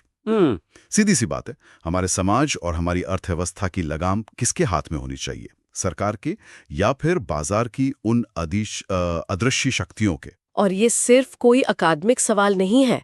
हम जो टैक्स भरते हैं, जिस सड़क पर गाड़ी चलाते हैं, मतलब हमारी नौकरी की सुरक्षा तक, सब कुछ इसी एक सवाल के जवाब पर टिका है। बिल्कुल। हमारे पास जो स्रोत हैं वो हमें एडम स्मिथ के दौर से लेकर आज की दुनिया तक ले जाते हैं, और वो बताते हैं कि ये कोई शांत बहस नहीं रही है, बल्कि एक रस्साकशी की तरह है। हाँ, जहाँ कभी एक पल्ला भारी होता है तो कभी दूसरा। तो आज हमारी कोशिश इसी रस्साकशी के हर दाव पेच को समझने की है। चलिए शुरू करते हैं। तो सबसे पहले यही समझते हैं कि सरकार या राज्य अर्थव्यवस्था में इतना बड़ा खिलाड़ी बना ही कैसे, क्योंकि हमेशा से तो ऐसा नहीं था। आपका सवाल बिल्कुल सही है। एक दौर था जब मानते थे कि सरकार का काम सिर्फ सीमा की रक्षा करना और कानून बनाना है। जी। पर यह बदलाव अचानक नहीं आया। 20वीं सदी की कुछ जबरदस्त घटनाओं ने एक तरह से दुनिया को सोचने पर मजबूर कर दिया। हमारे स्रोत मुख्य रूप से 4 बड़ी वजह बताते हैं। अच्छा, और वो वजह क्या थी? मैं अंदाजा लगा सकता हूँ कि वो कोई छोटी मोटी घटनाएं नहीं रही होंगी। यकीनन। पहली थी 1917 की रूसी क्रांति। ये एक भूचाल की तरह थी। पहली बार दुनिया ने एक ऐसा मॉडल देखा जहां राज्य ने जमीन से लेकर कारखानों तक सब कुछ अपने हाथ में ले लिया। मतलब एक ऐसा प्रयोग जिसने कहा कि बाजार की जरूरत ही नहीं है। बिल्कुल, कि राज्य सब कुछ कर सकता है। फिर इसके ठीक बाद एक और बड़ा संकट आया जिसने बाजार के समर्थकों को भी हिला दिया। आप महामंदी की बात कर रहे हैं? हाँ, 1930 के दशक की महामंदी। उसने उस भरोसे को चकनाचूर कर दिया कि बाजार अपने आप सब कुछ ठीक कर लेता है। जब अमेरिका और यूरोप में लाखों लोग सड़कों पर थे, कंपनियां दिवालियां हो रही थीं, तब ये साफ हो गया कि बाजार को उसके हाल पे नहीं छोड़ा जा सकता। यहीं से कीन्स जैसे अर्थशास्त्रियों के विचार उभरे, जिन्होंने कहा कि सरकारी हस्तक्षेप जरूरी है। तो एक वैचारिक भूचाल और एक आर्थिक तबाही, ये तो राज्य की भूमिका के लिए काफी मजबूत शुरुआत थी। और इसके बाद आया दूसरा विश्व युद्ध। युद्ध के बाद तबाह हो चुके यूरोप और जापान को फिर से खड़ा करना था। और ये काम कोई निजी कंपनी तो कर नहीं सकती थी। कर ही नहीं सकती थी। ये जिम्मेदारी सरकारों ने ही उठाई।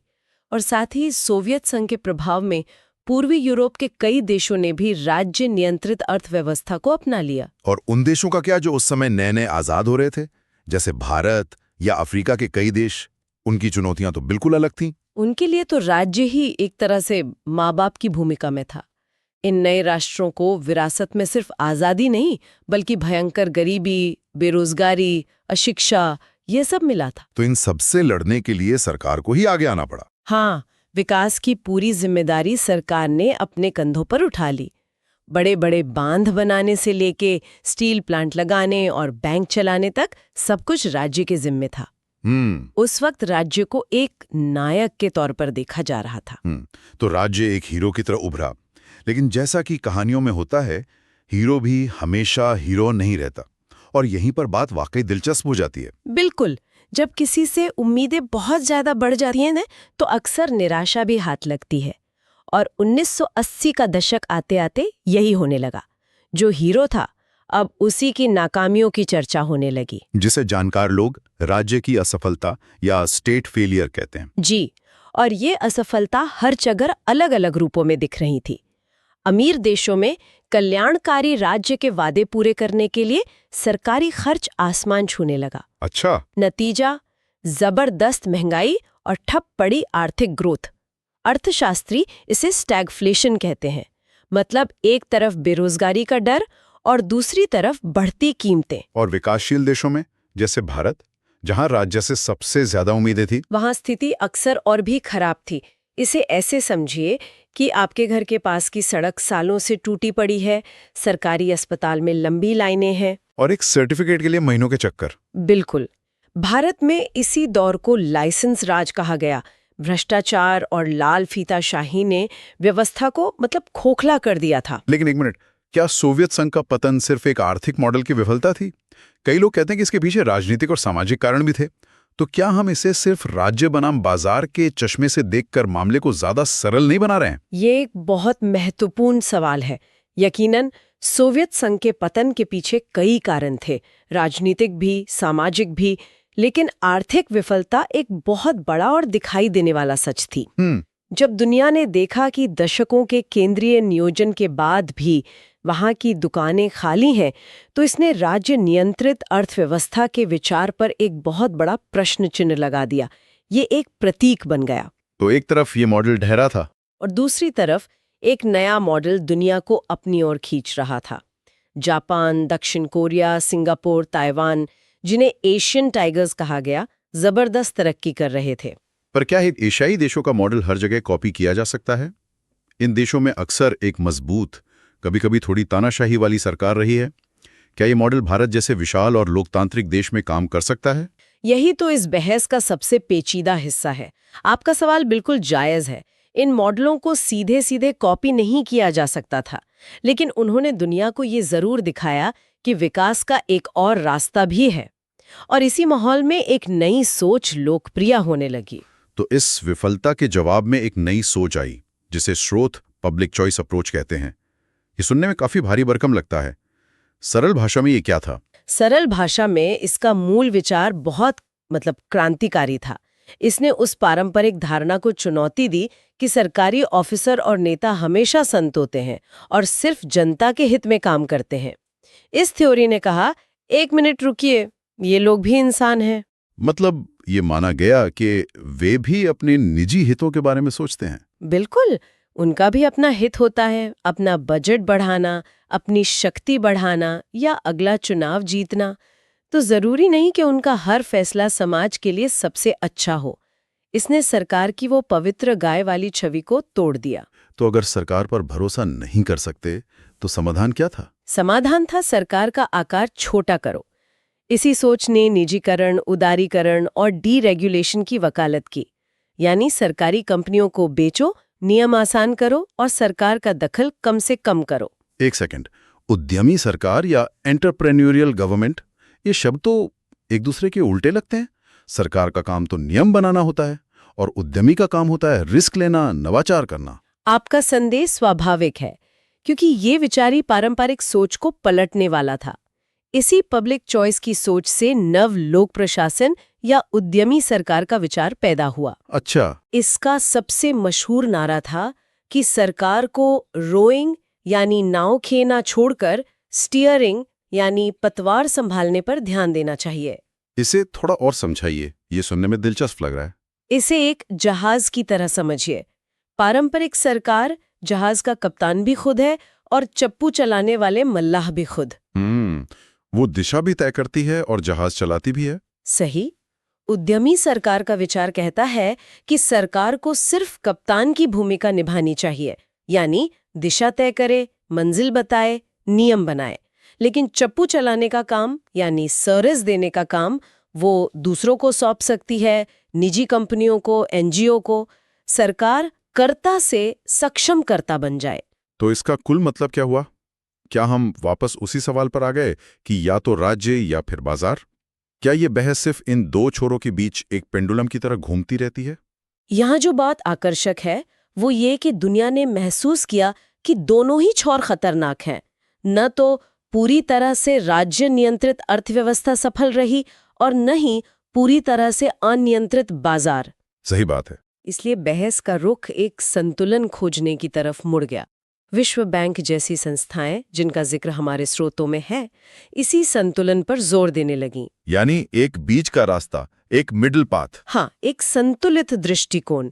विश्व बैंक की 1991 की एक मशहूर रिपोर्ट ने कहा कि असली सवाल राज्य बनाम बाजार का है ही नहीं, असली चुनौती एक बाजार अनुकूल व्यवस्था बनाने की है, जिसमें राज्य और बाजार पार्टनर हों। दुश्मन नहीं, पार्टनर। जी, जहां बाजार अच्छा काम करता है वहां सरकार उसे बढ़ावा दे, और जहां बाजार विफल होता है, जैसे प्रदूषण रोकना, वहां सरकार आगे आए। तो ये एक साझेदारी की तरह है। लेकिन इस नई बाजार अनुकूल व्यवस्था में सरकार की भूमिका क्या बचती है?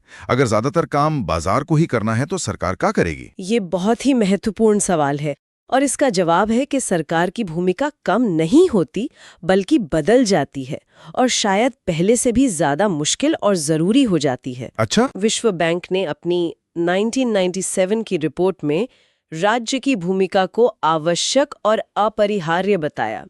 बाजार हवा में काम नहीं कर सकता, उसे काम करने के लिए एक मजबूत नींव चाहिए, जो सिर्फ सरकार ही दे सकती है। तो वो कौन से जरूरी काम है जो इस नए मॉडल में सिर्फ सरकारी कर सकती है? रिपोर्ट मुख्य रूप से 5 काम गिनाती है।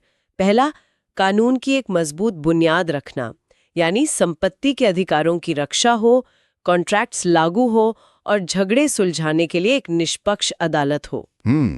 भरोसे के लिए तो जरूरी है। इसके बिना कोई व्यापार हो ही नहीं सकता। सुनने में तो ये बहुत अच्छा लगता है, लेकिन क्या सरकारें वाकई ये सब कर पाती हैं? खासतौर पर विकासशील देशों में, जहां इन्हीं 5 चीजों की सबसे ज्यादा कमी दिखती है। कमजोर कानून, अस्थिर नीतियां। तो क्या ये लिस्ट एक आदर्श स्थिति नहीं है जो हकीकत से काफी दूर है? मजबूत किए बिना सिर्फ बाजार को खोल देने से विकास नहीं होगा, बल्कि अराजकता फैल सकती है। सही बात है। दूसरा काम है एक स्थिर मैक्रो इकोनॉमिक व्यवस्था बनाए रखना, मतलब महंगाई काबू में रहे, नीतियां भरोसेमंद हों। तीसरा और चौथा काम है बुनियादी सामाजिक सेवाओं और अवसंरचना में निवेश, यानी शिक्षा, स्वास्थ्य, सड़कें, बिजली। जी, और समाज के सबसे कमजोर वर्गों की रक्षा के लिए एक सोशल सेफ्टी नेट बनाना, क्योंकि बाजार हमेशा दयालु नहीं होता। और पांचवां और आज के समय में सबसे जरूरी, पर्यावरण की रक्षा करना, क्योंकि कंपनियां तो मुनाफे के लिए इसे नजरअंदाज कर सकती हैं। बिल्कुल। इसलिए नियम बनाने और उन्हें लागू करने की जिम्मेदारी सरकार की ही है। तो इसका मतलब ये हुआ कि सरकार रोइंग छोड़कर स्टीयरिंग पर ही फोकस करे। लेकिन ये स्टीयरिंग अपने आप में बहुत बड़ा और मुश्किल काम है। बिल्कुल, एक अच्छे रेफरी के बिना कोई खेल ठीक से नहीं हो सकता। इस मॉडल में सरकार उसी रेफरी की तरह है, जो खेल खुद नहीं खेलती, लेकिन ये सुनिश्चित करती है कि खेल नियमों के अनुसार निष्पक्ष तरीके से हो। तो हमने शुरुआत की थी एक सीधी सी रस्साकशी से, राज्य या बाजार, और हमें कैसी तस्वीर तक पहुंचे हैं जहां दोनों एक डांस की तरह पार्टनरशिप में काम कर रहे हैं। सही कहा। ये बहस ये या वो से हटकर कैसे और कब पर आ गई है। अब सवाल ये नहीं है कि राज्य का हस्तक्षेप होना चाहिए या नहीं, बल्कि ये है कि कितना, कहां और किस तरह होना चाहिए। जी, हर देश को अपनी परिस्थितियों और जरूरतों के हिसाब से अपना संतुलन खोजना होता है। अमेरिका का संतुलन स्वीडन से अलग होगा और स्वीडन का भारत से। ये पूरी चर्चा हमें एक बहुत अहम सवाल पर लाके छोड़ती है। श्रोतों ने हमें एडम स्मिथ से लेकर विश्व बैंक तक का सफर दिखाया। हमने देखा कि कैसे क्रांतियों, महामंदी और नए विचारों ने इस रिश्ते को बार बार बदला। हाँ, ये एक लगातार विकसित होता हुआ रिश्ता है, कोई अंतिम जवाब नहीं है। तो आज जब हम जलवायु परिवर्तन, वैश्विक महामारी और आर्टिफिशियल इंटेलिजेंस जैसी बिल्कुल नई और जटिल वैश्विक चुनौतियों का सामना कर रहे हैं, तो क्या ये परिस्थितियां हमें एक बार फिर राज्य और बाजार की भूमिकाओं को नए सिरे से परिभाषित करने पर मजबूर करेंगी? क्या इन महाचुनौतियों से निपटने के लिए हमें एक ज्यादा मजबूत और हस्तक्षेप करने वाले राज्य की जरूरत पड़ेगी, या फिर नवाचार और तेजी के लिए हमें बाजार पर और भी ज्यादा निर्भर होना पड़ेगा? ये एक ऐसा सवाल है जिसका जवाब शायद अगली पीढ़ी लिखेगी। किसी भी विचार को, किसी भी सिस्टम को आप देखें तो समय के साथ बदलना ही पड़ता है। और ये बात शायद शासन और प्रशासन पर तो सबसे ज्यादा लागू होती है। बिल्कुल। आज हम एक ऐसे ही वैचारिक आंदोलन की कहानी में उतरने वाले हैं जिसने सरकारी कामकाज के मायने बदलने की, उसे एक तरह से एक ज़मीर देने की कोशिश की। आज का हमारा विषय है नव लोक प्रशासन या न्यू पब्लिक एडमिनिस्ट्रेशन। और इसके लिए हमारे पास कुछ बेहतरीन अकादमिक लेख हैं जो इस विषय के जन्म, इसके विकास और इसके जो मूल सिद्धांत हैं उनको समझाते हैं। तो आज हमारा मिशन इन अकादमिक लेखों से उस कहानी को निकालना है कि 1960 के दशक में अमेरिका में अचानक एक नई प्रशासनिक सोच की जरूरत क्यों पड़ी? इसके पीछे का असली जज्बा क्या था? और मिनोब्रुक नाम की जगह पर हुए सम्मेलनों ने इस विचार को कैसे गढ़ा और बदला? हम इसकी ताकत और इसकी कमजोरियों दोनों को समझने की कोशिश करेंगे। चलिए शुरू करते हैं। तो चलिए इसे खोलकर समझते हैं। हाँ। 1960 का दशक। जब भी हम इस दौर के बारे में सोचते हैं तो क्या याद आता है?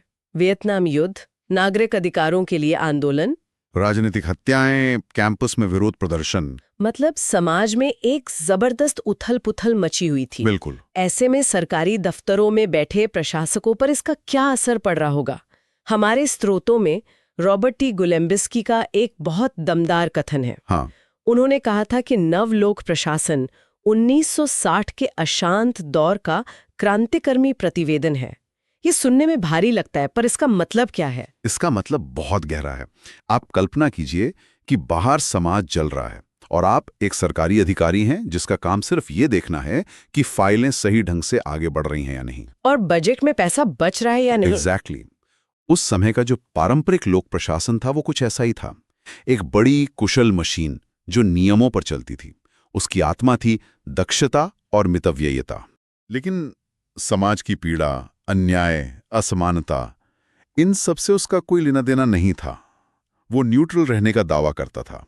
मतलब वो एक ऐसी मशीन थी जिसे इस बात से फर्क नहीं पड़ता था कि वो क्या बना रही है, बस वो अच्छी तरह से बन जाए। बिल्कुल सही कहा आपने। और इसी बात से उस दौर के युवा विद्वानों में एक बेचैनी थी। अच्छा। उन्हें लग रहा था कि ये कैसी पढ़ाई है, ये कैसा प्रशासन है जो अपने समाज की सबसे बड़ी समस्याओं से आंखें मूंदे हुए है। उन्हें लगा कि प्रशासन सिर्फ एक मशीन नहीं हो सकता, उसे समाज के प्रति जवाबदेह और संवेदनशील होना ही होगा। बिल्कुल, उसे एक नैतिक पक्ष लेना होगा। और यहीं पर ड्वाइट वॉल्डो जैसे किसी अनुभवी व्यक्ति की जरूरत पड़ी जो इस युवा गुस्से को एक दिशा दे सके। हाँ, ड्वाइट वॉल्डो ने इस नई पीढ़ी की बेचैनी को समझा। वो उस वक्त के स्थापित विद्वानों में से थे और उन्होंने इन युवा विद्रोही आवाजों को एक मंच दिया। उन्होंने 1968 में न्यूयॉर्क की मिनोब्रुक जगह पे एक सम्मेलन आयोजित किया।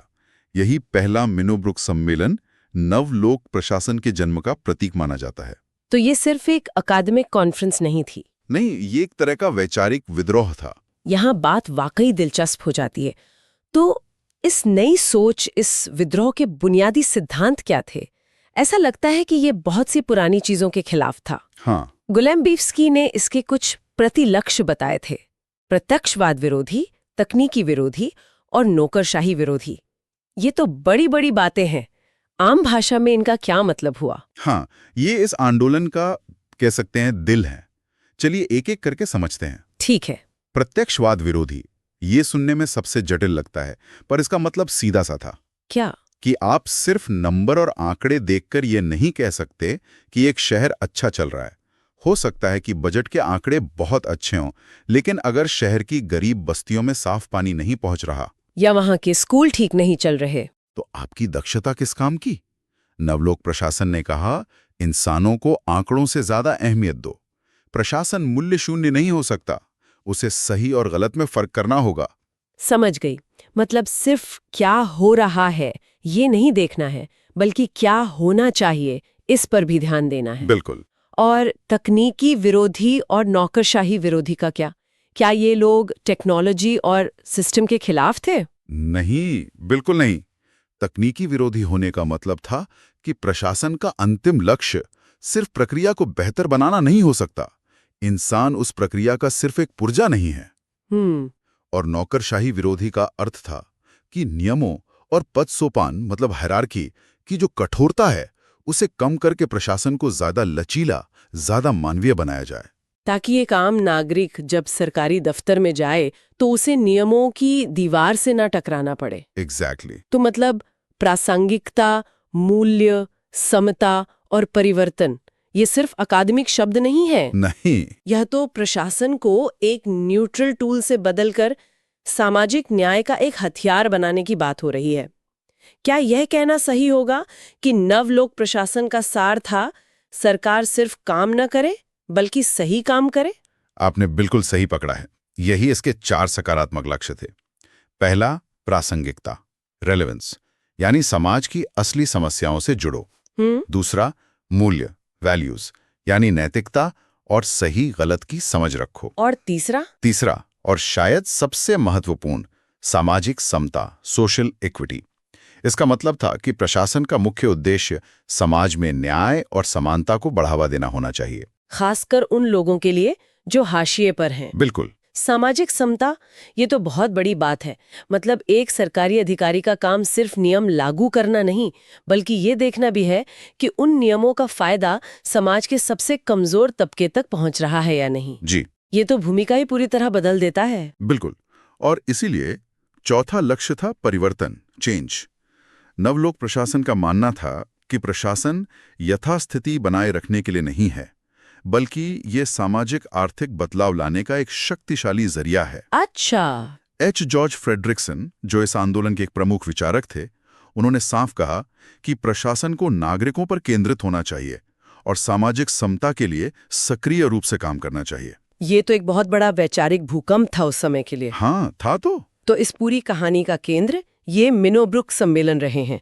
ये सिर्फ बैठकें नहीं थीं, बल्कि विचार मंथन के पड़ाव थे, जहां इस आंदोलन ने अपनी दिशा तय की। सही। चलिए पहले पर वापस चलते हैं। मिनोब्रुक 1968। माहौल कैसा था वहां का? हमारे स्रोतों में इसे विद्रोह, उग्र और क्रांतिकारी बताया गया है। आप कल्पना कीजिए 1968 का माहौल। हाँ। हर तरफ व्यवस्था के खिलाफ गुस्सा था और यहाँ कुछ युवा प्रोफेसर एक कमरे में बैठकर अकादमिक भाषा में वही कह रहे थे जो छात्र सड़कों पर चिल्ला रहे थे। ये सिस्टम काम नहीं कर रहा है, इसे बदलो। बिल्कुल। उस सम्मेलन में भाग लेने वालों की औसत उम्र 30 के आसपास थी। वे आदर्शवादी थे, ऊर्जा से भरे थे और पारंपरिक लोक प्रशासन से पूरी तरह मोहभंग हो चुके थे। उनकी बहसें इस बारे में नहीं थीं कि बजट कैसे बनाया जाए, बल्कि इस बारे में थी कि प्रशासन का नैतिक उद्देश्य क्या होना चाहिए। तो ये एक विचार के बड़े होने की कहानी है। एक ऐसा विचार जो जवानी के जोश में व्यवस्था को बदलना चाहता था। हाँ। लेकिन क्रांति का जोश हमेशा एक जैसा नहीं रहता। 20 साल बाद 1988 में जब यही लोग दोबारा मिले, तो क्या दुनिया बदल चुकी थी या वो खुद बदल गए थे? मिनोब्रुक 2 में क्या हुआ? दोनों बदल चुके थे। 1988 का अमेरिका 1968 से बहुत अलग था। रीगन और थाचर का दौर था। जी। बाजार और निजीकरण पर जोर था और जो युवा विद्रोही 1968 में थे, अब वो अपने अपने विभागों के अध्यक्ष बन चुके थे, अनुभवी हो गए थे। अच्छा। इसलिए मिनोब्रुक 2 का माहौल टकराव वाला नहीं, बल्कि ज्यादा व्यवहारिक और विश्लेषणात्मक था। तो वो अब क्यों की जगह कैसे पूछ रहे थे? मतलब दर्शन से प्रबंधन की तरफ आ गए। बहुत बढ़िया कहा आपने। बहस का मुद्दा सामाजिक समानता जैसे बड़े दार्शनिक सवालों से हटकर नेतृत्व, नैतिकता, तकनीक का प्रभाव और कानूनी पहलुओं पर आ गया था। अब वो व्यवस्था के खिलाफ विद्रोह नहीं कर रहे थे, बल्कि उसका विश्लेषण कर रहे थे। और इस बार सिर्फ राजनीति विज्ञान के लोग नहीं थे। नहीं, इस बार लोक प्रशासन, कानून और व्यवसाय जैसे कई क्षेत्रों के विशेषज्ञ भी शामिल थे। ये एक तरह से आंदोलन के परिपक्व होने का संकेत था। और फिर और 20 साल गुजर गए। 2008 में मिनोब्रुक 3। तब तक तो दुनिया पूरी तरह बदल चुकी थी। इंटरनेट, वैश्वीकरण, 9/11 के बाद की दुनिया। बिल्कुल। इसका विषय था वैश्वीकृत दुनिया में लोक प्रशासन का भविष्य। इसने क्या नए सवाल खड़े किए? इसने बहुत महत्वपूर्ण सवाल उठाए जो दिखाते हैं कि चिंताएं कितनी बदल गई थीं। रोजमेरी ओलियरी ने इस सम्मेलन के बाद कुछ प्रमुख प्रश्न सामने रखे। क्या थे वो? पहला तो यही था कि 2008 का लोक प्रशासन 1968 से कितना अलग है। और दूसरा सवाल न्यू पब्लिक मैनेजमेंट के बारे में था। ये वही सरकार को एक कंपनी की तरह चलाओ वाला विचार था, है ना? जी हाँ। और सवाल था कि इस विचार के 30 साल के इतिहास से हमने क्या सबक सीखा है। क्या दक्षता के पीछे भागते हुए हमने कुछ जरूरी चीजें खो दी हैं? दिलचस्प। तीसरा सवाल था नेटवर्क और सहयोगी प्रशासन के बारे में। आज सरकार अकेले काम नहीं करती, वो एनजीओ और प्राइवेट सेक्टर के साथ मिलकर काम करती है। तो इस नई सच्चाई के लिए हमें अपनी सोच कैसे बदलनी होगी? और चौथा, सबसे बड़ा सवाल, वैश्वीकरण ने लोक प्रशासन के सामने क्या नई चुनौतियां पेश की हैं? आतंकवाद, जलवायु परिवर्तन, वैश्विक महामारी। ये ऐसी समस्याएं हैं जिनसे कोई एक देश अकेले नहीं निपट सकता। सही। ये सवाल दिखाते हैं कि बहस अब एक देश की सीमाओं से निकलकर पूरी दुनिया के स्तर पर पहुंच चुकी थी। लेकिन एक मिनट, ये सब सुनने में बहुत अच्छा लगता है, पर क्या सभी लोग इस नई क्रांतिकारी सोच से सहमत थे? जाहिर है नहीं। इसकी आलोचना भी तो हुई होगी। हाँ, बिल्कुल। हमारे स्रोतों में एलन कैम्बेल का एक दिलचस्प कथन है कि ये पुरानी बोतलों में नई शराब जैसा है। इसका क्या मतलब है? हाँ, आलोचनाएं काफी गंभीर और जायज भी थीं। कैम्बेल के कथन का मतलब था कि नवलोक प्रशासन बातें तो बड़ी बड़ी कर रहा है, लेकिन इसके विचार मौलिक रूप से नए नहीं हैं। पहले भी ऐसी बातें कही जा चुकी हैं। अच्छा। सबसे बड़ी आलोचना ये थी कि ये आंदोलन बहुत ज्यादा आदर्शवादी था। ये बताता तो था कि क्या होना चाहिए, लेकिन ये नहीं बताता था कि उसे कैसे हासिल किया जाए। मतलब इसके पास एक दर्शन तो था, पर कोई ठोस एक्शन प्लान नहीं था। बिल्कुल। एक प्रशासक जो खुद उसी नौकरशाही का हिस्सा है, उससे ये उम्मीद करना कि वो व्यवस्था के खिलाफ जाकर परिवर्तन लाएगा, क्या ये थोड़ा अवास्तविक नहीं है? बिल्कुल। आलोचकों ने यही कहा कि सामाजिक समानता जैसे बड़े लक्ष्य तो बहुत अच्छे हैं, लेकिन उन्हें लागू करने के लिए जरूरी प्रशासनिक तकनीक, राजनीतिक समझ और प्रबंधकीय ढांचे का इसमें अभाव था। इसे कई बार मौजूदा व्यवस्था को समझे बिना सिर्फ उसकी आलोचना करने वाला आंदोलन माना गया। उन्होंने इसे प्रबंधन विरोधी और सिद्धांत विरोधी भी कहा। तो फिर आज हम इस पर बात ही क्यों कर रहे हैं? अगर ये इतना अव्यावहारिक था, तो इसकी विरासत क्या है? क्या इसका कोई स्थायी सकारात्मक प्रभाव पड़ा? बिल्कुल पड़ा, और बहुत गहरा पड़ा। आलोचकों के बावजूद इसका स्थायी प्रभाव बहुत बड़ा है। अच्छा। रमेश के अरोड़ा और डेविड एच रोजनब्लूम जैसे विद्वानों ने इसे बहुत अच्छे से समझाया है।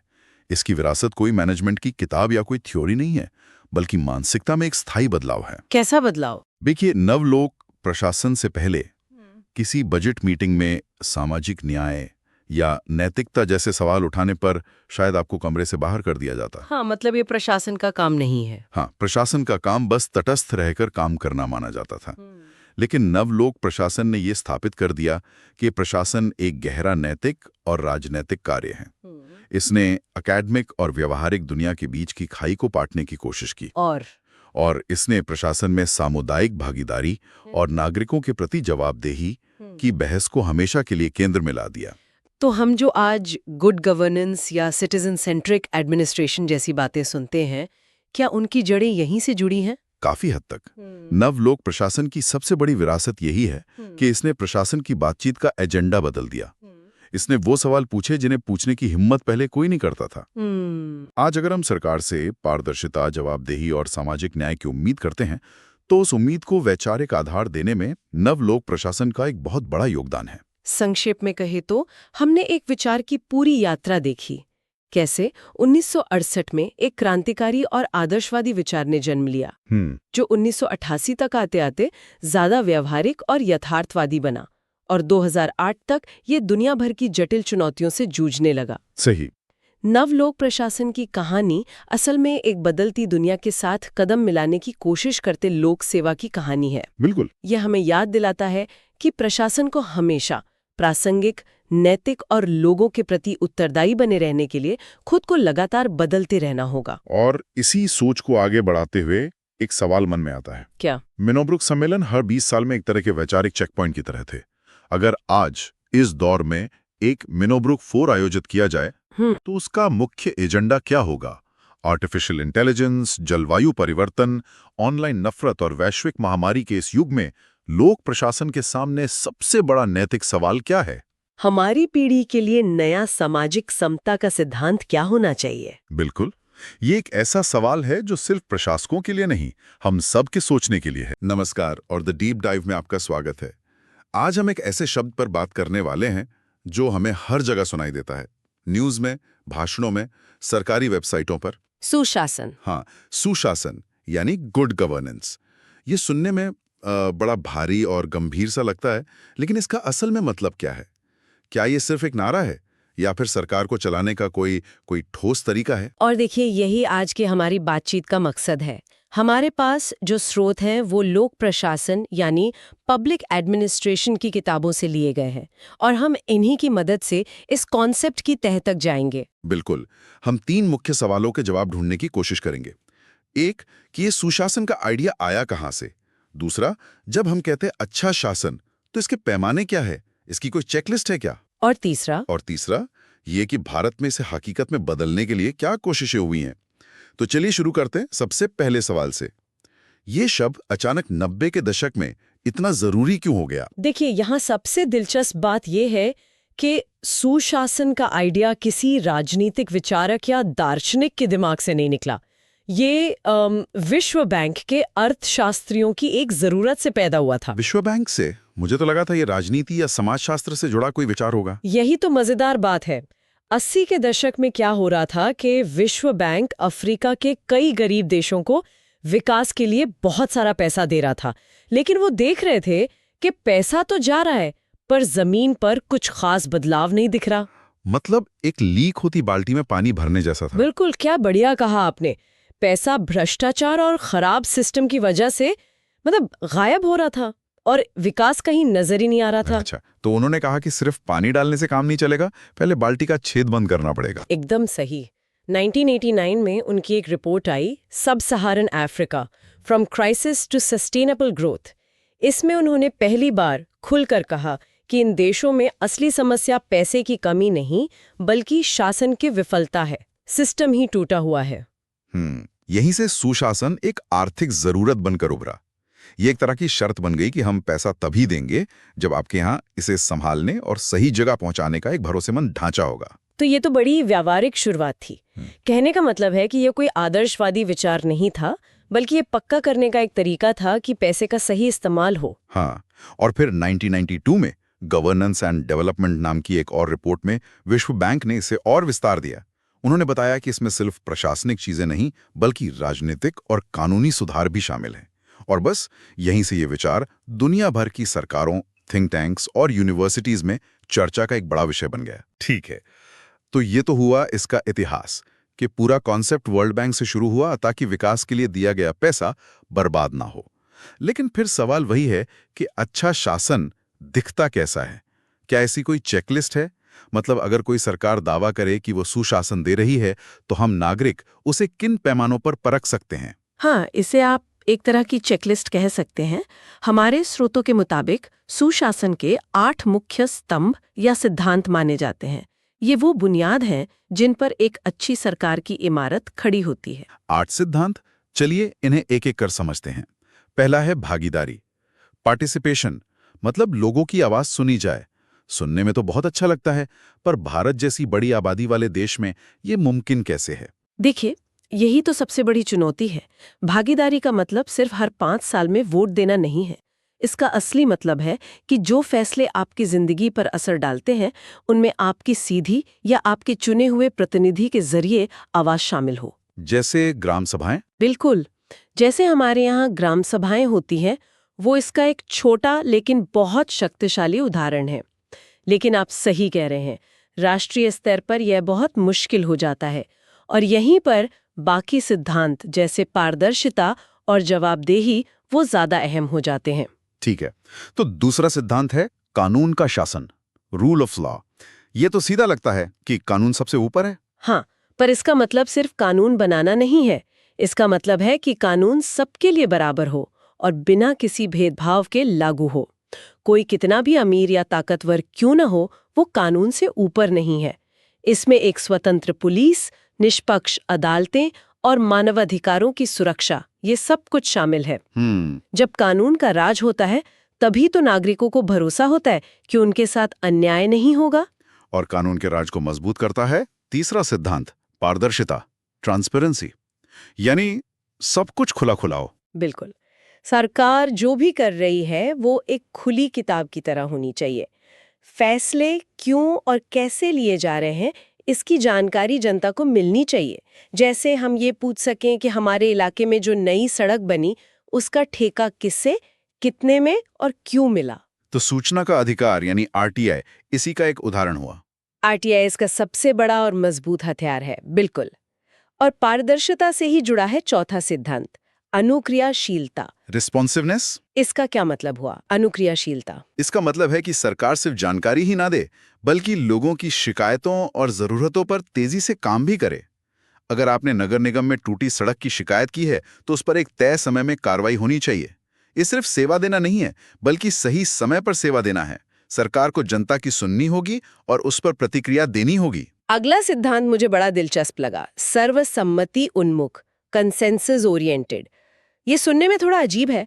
लोकतंत्र तो बहुमत का खेल है, है ना? फिर सबकी सहमति की बात क्यों? बिल्कुल, और यही इसका सबसे गहरा पहलू है। सोचिए, एक परिवार कहीं घूमने का प्लान बना रहा है, बहुमत कहता है कि पहाड़ पर चलते हैं, लेकिन परिवार में एक बुजुर्ग सदस्य हैं जिनके लिए पहाड़ चढ़ना मुश्किल है। बहुमत का शासन शायद उन्हें पीछे छोड़ देगा। सही बात है। लेकिन सर्वसम्मति का मतलब है कि सब मिलकर एक ऐसा हल निकालें जो सबके लिए अच्छा हो। शायद कोई ऐसी जगह चलें जहां पहाड़ भी हों और समतल इलाके भी। सुशासन यही करने की कोशिश करता है, सिर्फ बहुमत की नहीं, बल्कि समाज के हर तबके की सुनकर एक ऐसा बीच का रास्ता निकालना ताकि कोई भी विकास की दौड़ में पीछे न छूटे। ये तो बहुत अच्छी मिसाल है और इसी से जुड़ा है छठा सिद्धांत, समता और समावेशिता, इक्विटी एंड इंक्लूसिवनेस। इसका सीधा सा मतलब है कि समाज के हर इंसान को, चाहे वो किसी भी जाति, धर्म या लिंग का हो, ये महसूस होना चाहिए कि इस व्यवस्था में उसकी भी जगह है, उसके हक की भी बात होती है। सुशासन ये पक्का करता है कि विकास का फायदा समाज के सबसे कमजोर लोगों तक भी पहुंचे। और आखिरी दो सिद्धांत हैं, प्रभावशीलता और दक्षता, मतलब इफेक्टिवनेस एंड एफिशिएंसी, और उत्तरदायित्व यानी अकाउंटेबिलिटी। ये दोनों एक दूसरे से जुड़े हुए लगते हैं। हाँ, ये दोनों सरकार के प्रदर्शन से जुड़े हैं। प्रभावशीलता और दक्षता का मतलब है कि सरकार सिर्फ काम न करे, बल्कि काम को सही तरीके से, बिना समय और पैसा बर्बाद किए करे। और उत्तरदायित्व या जवाबदेही का मतलब है कि अगर कोई काम गलत होता है या नहीं होता है, तो ये तय हो कि उसकी जिम्मेदारी किसकी है। मतलब अगर सड़क खराब बनी तो हम ये जान सकें कि इसके लिए कौन सा इंजीनियर या ठेकेदार जिम्मेदार है। बिल्कुल, जब जिम्मेदारी तय होती है तभी तो सिस्टम सुधरता है ना? तो ये आठों सिद्धांत मिलकर एक ऐसी सरकार की तस्वीर बनाते हैं जो सिर्फ ताकतवर नहीं, बल्कि भरोसेमंद और लोगों के प्रति जिम्मेदार भी हो। ये सिद्धांत सुनने में तो बहुत अच्छे हैं, लेकिन भारत जैसे विशाल और जटिल देश में इन्हें कागज से उतारकर जमीन पर लाना एक बहुत बड़ी चुनौती होगी। तो भारत में इन सिद्धांतों को लागू करने के लिए क्या ठोस कदम उठाए गए हैं? हमारे स्रोतों में कुछ उदाहरण दिए गए हैं। हाँ, और ये लिस्ट दिखाती है कि कोशिशें कई स्तरों पर हुई हैं। सबसे बड़ा और शायद सबसे क्रांतिकारी कदम था सूचना का अधिकार अधिनियम 2005। आरटीआई। हाँ, इसने पारदर्शिता के सिद्धांत को एक कानूनी ताकत दे दी। इसने एक आम नागरिक के हाथ में ये शक्ति दी कि वो सरकार से सीधे सवाल पूछ सके। इसने तो सरकार और नागरिक के रिश्ते को ही बदल दिया। आप कौन होते पूछने वाले से, ये मेरा हक है जानना। बिल्कुल। एक और पहल का जिक्र है नागरिक अधिकार पत्र, सिटीजन्स चार्टर। ये क्या है? इसकी कोशिश 1997 से चल रही है। इसका आइडिया यह है कि हर सरकारी दफ्तर अपने बाहर एक बोर्ड लगाए जिसमें साफ साफ लिखा हो कि वो कौन कौन सी सेवाएं देता है, हर सेवा में कितना समय लगेगा, और अगर काम समय पर ना हो तो शिकायत कहाँ करनी है। अच्छा, ये अनुक्रियाशीलता और जवाबदेही को बढ़ाने का एक सीधा प्रयास है। मतलब पासपोर्ट ऑफिस आपको बताएगा कि आपका पासपोर्ट 15 दिन में बन जाएगा, और अगर नहीं बनता तो आप किससे शिकायत कर सकते हैं। सही समझे। और इन सब में तकनीक ने, खासकर ई-गवर्नेंस ने बहुत बड़ी भूमिका निभाई है। सरकारी सेवाओं को ऑनलाइन लाने से वो ज्यादा असरदार और पारदर्शी बनी है। हाँ, ये तो है। अब आप घर बैठे टैक्स भर सकते हैं, जन्म प्रमाण पत्र के लिए अप्लाई कर सकते हैं।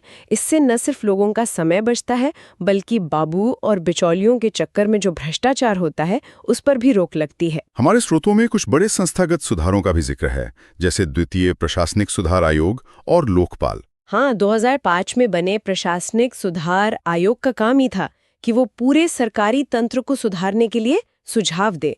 उसने शासन के हर पहलू पर कई रिपोर्टें दी, जिनसे नीतियों में काफी बदलाव आए, और लोकपाल लोकायुक्त की स्थापना जवाबदेही तय करने की दिशा में एक बड़ा कदम है, जिसका लक्ष्य बड़े पदों पर बैठे लोगों के भ्रष्टाचार की जांच करना है। एक मिनट, इस लिस्ट में संवैधानिक संशोधनों का भी जिक्र है। मुझे लगा था सुशासन मतलब आरटीआई या ई गवर्नेंस जैसी प्रशासनिक चीजें होंगी। संविधान में बदलाव करना तो बहुत बड़ी बात है। ये गुड गवर्नेंस के दायरे में कैसे आता है? ये बहुत अच्छा सवाल है, क्योंकि ये दिखाता है कि सुशासन का विचार हमारे संविधान की आत्मा से कैसे जुड़ा है।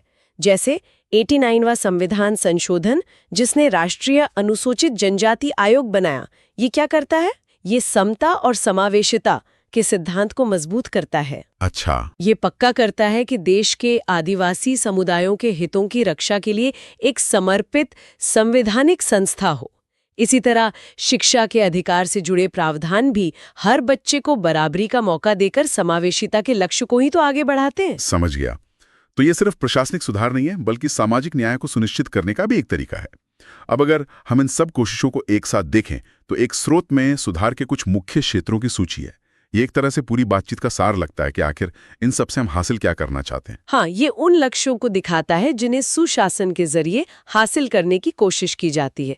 सबसे पहला है सेवा आपूर्ति में सुधार, यानी नागरिकों को मिलने वाली सरकारी सेवाएं जैसे बिजली, पानी, स्वास्थ्य वो बेहतर हों, तेज हों और आसान हों। दूसरा है कमजोर वर्गों के लिए कार्यक्रमों का विकास। ये सीधे सीधे समावेशिता के सिद्धांत से जुड़ता है। बिल्कुल। फिर है तकनीकी और प्रणालीगत उन्नयन, यानी टेक्नोलॉजी का इस्तेमाल करके पूरे सिस्टम को अपग्रेड करना, जिसकी बात हमने ई गवर्नेंस में की। एक और बहुत जरूरी लक्ष्य है वित्तीय प्रबंधन और बजट में शुचिता, मतलब जनता के टैक्स का पैसा सही और पारदर्शी तरीके से खर्च हो, उसमें कोई घपला ना हो। और फिर वही दो शब्द आते हैं जिन पर हमने इतनी बात की, उत्तरदायित्व एवं पारदर्शिता। हाँ, क्योंकि ये सुशासन की नींव है। इनके बिना कोई भी सुधार टिक नहीं सकता।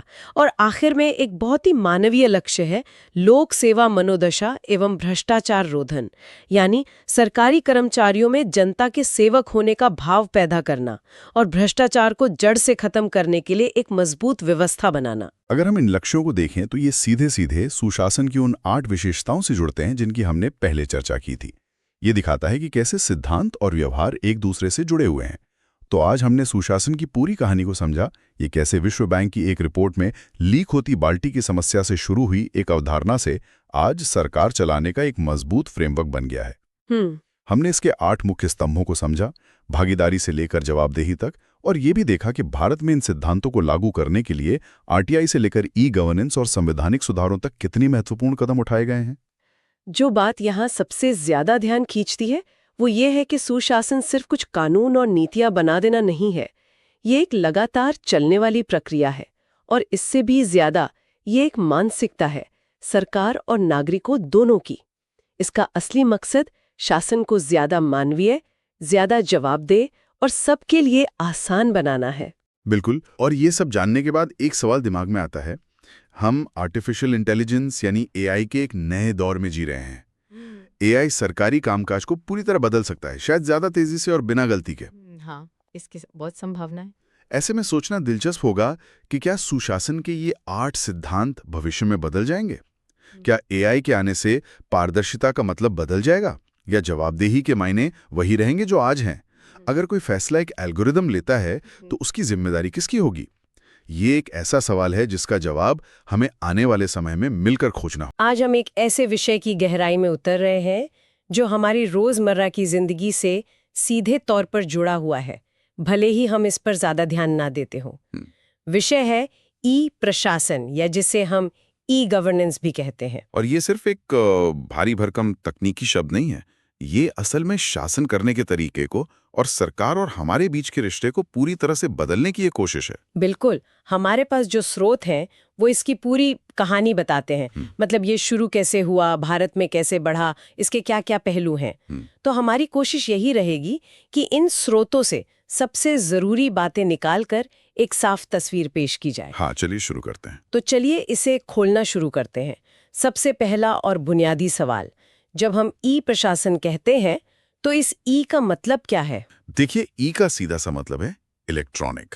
तो ई प्रशासन का मतलब हुआ सरकारी कामकाज में सूचना और संचार तकनीक, मतलब इंफॉर्मेशन एंड कम्युनिकेशन टेक्नोलॉजी का इस्तेमाल करना। अच्छा। सूत्र बताते हैं कि विश्व बैंक के मुताबिक ई प्रशासन सरकारी एजेंसियों द्वारा सूचना तकनीकों का इस्तेमाल है, जैसे internet, wide area network, mobile computing. और इन तकनीकों में नागरिकों, व्यापारियों और सरकार के दूसरे अंगों के साथ संबंधों को रूपांतरित करने की क्षमता है। 1 मिनट, संबंधों को रूपांतरित करना? हाँ। ये लाइन बहुत मजेदार है। हाँ। मतलब ये सिर्फ फॉर्म ऑनलाइन भरने की सुविधा नहीं है। नहीं, ये तो सरकार और नागरिक के बीच के पावर डायनामिक को बदलने की बात है कि अब नागरिक एक ग्राहक है जिसकी सुविधा सबसे जरूरी है, हाँ। न कि कोई याचक जो दफ्तरों के चक्कर काट रहा हो। आपने बिल्कुल सही पकड़ा, यही इसका असली मकसद है। और इसी से जुड़ा एक और नजरिया है यूरोप की परिषद का।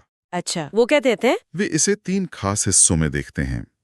पहला, सरकारी अधिकारियों और आम लोगों के बीच रिश्ते को मजबूत करना।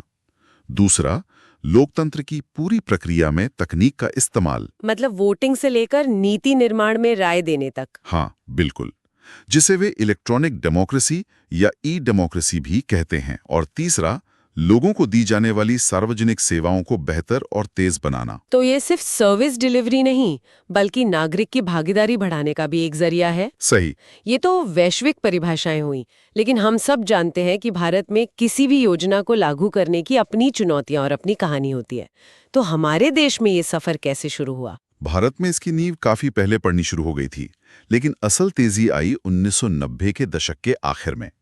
स्रोतों के अनुसार 1999 में केंद्र सरकार के मंत्रालयों के लिए एक राष्ट्रीय कार्यदल बना। ओके। फिर साल 2000 में सूचना तकनीक मंत्रियों का एक सम्मेलन हुआ, जहां ई प्रशासन के लिए एक न्यूनतम एजेंडा तैयार किया गया। ये सब शुरुआती कदम थे। लेकिन जो बड़ा धमाका हुआ वो शायद 2006 में हुआ, है ना? मैं राष्ट्रीय ई शासन योजना यानी नेशनल ई गवर्नेंस प्लान की बात कर रही हूँ। बिल्कुल सही। 2006 में राष्ट्रीय ई शासन योजना को मंजूरी देना एक बहुत बड़ा और निर्णायक कदम था। इसका विजन बहुत साफ था। क्या था विजन? आम आदमी को सारी सरकारी सेवाएं उसके अपने इलाके में एक ही जगह से और सस्ती कीमत पर उपलब्ध कराना। और यहीं से मिशन मोड परियोजनाओं यानी मिशन मोड प्रोजेक्ट्स या MMPs का कॉन्सेप्ट आया। हाँ, इन मिशन मोड परियोजनाओं का जिक्र हमारे स्रोतों में विस्तार से है। ये एक तरह से खास टारगेट थे जिन्हें तेजी से पूरा करना था। सही? एकदम। ये एक फोकस्ड अप्रोच थी। सरकार ने कुछ खास क्षेत्रों को चुना और उन्हें मिशन की तरह लागू करने का फैसला किया। शुरुआत में 27 MMPs थे, जो बाद में बढ़कर 31 हो गए। अच्छा। और इन्हें 3 श्रेणियों में बांटा गया था ताकि काम में कोई कंफ्यूजन ना हो। तो जाहिर है, एक केंद्र के लिए, एक राज्यों के लिए और शायद एक जो दोनों को जोड़ता हो। क्या बात है, आपने एकदम सही अंदाजा लगाया। पहली थी केंद्रीय श्रेणी। इसमें बैंकिंग, आयकर, पासपोर्ट, पेंशन और सबसे बड़ा प्रोजेक्ट UID यानी आधार जैसी परियोजनाएं थीं। ये वो सेवाएं थीं जो सीधे केंद्र सरकार के कंट्रोल में थीं। और राज्यों के स्तर पर, जहां असल में आम नागरिक सरकार से सबसे ज्यादा जुड़ता है, चाहे वो जमीन का रिकॉर्ड हो या राशन की दुकान, वहां के लिए क्या सोचा गया था? उसके लिए थी राज्य सरकार श्रेणी। इसमें कृषि, भूमि रिकॉर्ड, पुलिस, सार्वजनिक वितरण प्रणाली यानी PDS, रोजगार दफ्तर और शिक्षा जैसी बहुत जरूरी सेवाएं शामिल थीं। ये वो चीजें हैं जिनके लिए हमें राज्य सरकार के दफ्तरों से काम पड़ता है। बिल्कुल। और आपकी तीसरी श्रेणी जो इन दोनों को जोड़ती है, वो थी एकीकृत श्रेणी। इसमें वो प्रोजेक्ट्स थे जिनमें केंद्र और राज्य दोनों की भागीदारी की जरूरत थी। इसका सबसे अच्छा उदाहरण है कॉमन सर्विस सेंटर यानी CSC। CSC तो आज ग्रामीण भारत में डिजिटल सेवाओं की रीढ़ बन चुके हैं। हाँ बिल्कुल। और इसी में ई न्यायालय, ई प्रोक्योरमेंट मतलब सरकारी खरीद फरोख्त की ऑनलाइन प्रक्रिया जैसी चीजें भी थीं। ये वर्गीकरण सुनकर ही समझ आता है कि कितनी गहरी सोच के साथ इस योजना को बनाया गया था। लेकिन फिर 2006 की इस योजना के लगभग एक दशक बाद 2015 में सरकार को ऐसा क्यों लगा कि एक ई क्रांति की जरूरत है? पहली योजना में ऐसी क्या कमी रह गई थी जिसे ई क्रांति ने पूरा किया? बहुत अच्छा सवाल है। देखिए, 2006 की योजना सेवाओं को ऑनलाइन लाने पर केंद्रित थी, लेकिन 2015 तक दुनिया बदल चुकी थी। स्मार्टफोन आ चुके थे, इंटरनेट सस्ता हो रहा था। सही। तो ई क्रांति का लक्ष्य सिर्फ सेवाओं को ऑनलाइन लाना नहीं था, बल्कि उन्हें पूरी तरह से बदलना था। इसका नारा था transforming e governance for transforming governance. मतलब शासन को बदलने के लिए ई शासन को बदलो। बिल्कुल। अब जोर था सेवाओं को एकीकृत करने पर, मतलब अलग अलग विभागों की सेवाएं एक ही जगह मिले। उन्हें मोबाइल फर्स्ट बनाने पर, ताकि लोग अपने फोन से ही काम कर सकें। और उन्हें क्लाउड पर लाने पर, ताकि डेटा सुरक्षित और आसानी से उपलब्ध हो। हाँ। इसके कुछ मुख्य घटक क्या थे? स्रोत कुछ तकनीकी शब्दों का जिक्र करते हैं, जैसे स्वान, SDC, G क्लाउड। हाँ, ई क्रांति का ढांचा बहुत मजबूत बनाया गया था। इसमें कुछ मूल नीतियां थीं, जैसे साइबर सुरक्षा नीति। फिर सबसे जरूरी हिस्सा था मूल आधार संरचना या कोर इंफ्रास्ट्रक्चर। इसमें है स्वान यानी स्टेट वाइड एरिया नेटवर्क, जो राज्य की राजधानी से लेकर ब्लॉक स्तर तक सरकारी दफ्तरों को जोड़ने वाला एक सुरक्षित नेटवर्क है। एक तरह का सरकारी इंटरनेट कह सकते हैं। फिर है SDC यानी स्टेट डेटा सेंटर्स, जो हर राज्य में डेटा को सुरक्षित रखने के लिए बनाए गए किले की तरह हैं। और फिर है जी क्लाउड। एक मिनट, जी क्लाउड मतलब सरकार का अपना Amazon वेब सर्विसेज या गूगल क्लाउड जैसा कुछ? ये तो बहुत बड़ा कदम है। इसका मतलब है कि सारा सरकारी और नागरिकों का डेटा भारत की जमीन पर ही सुरक्षित रहता है। हाँ, यही इसका सबसे बड़ा फायदा है। ये भारत का अपना सरकारी कम्युनिटी क्लाउड है, तो ये सिर्फ सॉफ्टवेयर नहीं बल्कि पूरे देश में एक मजबूत डिजिटल हाईवे बनाने जैसा था, जिस पर ई प्रशासन की गाड़ी दौड़ सके। ये तो हुई इंफ्रास्ट्रक्चर की बड़ी बड़ी बातें, लेकिन आम आदमी की जिंदगी में ये कैसे उतरता है? हमारे स्रोतों में कुछ कोड जैसे शब्द हैं G2C, G2B, ये क्या है? ये कोड नहीं है, बल्कि ये ई प्रशासन में होने वाले अलग अलग तरह के संवाद को दिखाते हैं। मतलब कौन किससे बात कर रहा है। मुख्य रूप से 4 प्रकार हैं। तो सबसे पहला और सबसे जरूरी वाला कौन सा है? सबसे आम है G2C, यानी सरकार से नागरिक, गवर्नमेंट टू सिटीजन। जब सरकार सीधे नागरिकों को सेवाएं देती है। इसका सबसे अच्छा उदाहरण है पासपोर्ट सेवा। ओ हाँ, मुझे याद है एक जमाना था जब पासपोर्ट बनवाने में महीनों लग जाते थे और कई चक्कर काटने पड़ते थे। बिल्कुल, बहुत मुश्किल था। आज आप घर बैठे स्लॉट बुक करते हैं। यही G2C का कमाल है। ऑनलाइन बिल भरना, जन्म प्रमाण पत्र के लिए आवेदन करना, ये सब इसी में आता है। और बिजनेस वालों के लिए? उनके लिए है G2B, यानी सरकार से व्यापार, गवर्नमेंट टू बिजनेस। इसमें सरकार व्यापारिक समुदाय को सेवाएं देती है, जैसे ऑनलाइन लाइसेंस लेना, टैक्स भरना या ई प्रोक्योरमेंट। अच्छा, तो इससे ईज ऑफ डूइंग बिजनेस यानी व्यापार करने में आसानी होती है और लाल फीताशाही कम होती है। बिल्कुल। ठीक है, G2C और G2B तो सीधे सीधे दिखते हैं, लेकिन कुछ ऐसे भी होंगे जो पर्दे के पीछे काम करते हैं। हाँ, और वही इस सिस्टम की रीढ़ है। तीसरा है G2G, यानी सरकार से सरकार, गवर्नमेंट टू गवर्नमेंट। इसमें सरकार के अलग अलग विभाग और एजेंसियां आपस में जानकारी और डेटा साझा करते हैं, चाहे वो केंद्र और राज्य के बीच हो या एक ही मंत्रालय के 2 विभागों के बीच। बेहतरीन एनोलॉजी है। बिल्कुल यही काम है G2G का। और आखिरी है G2E, यानी सरकार से कर्मचारी, government to employee.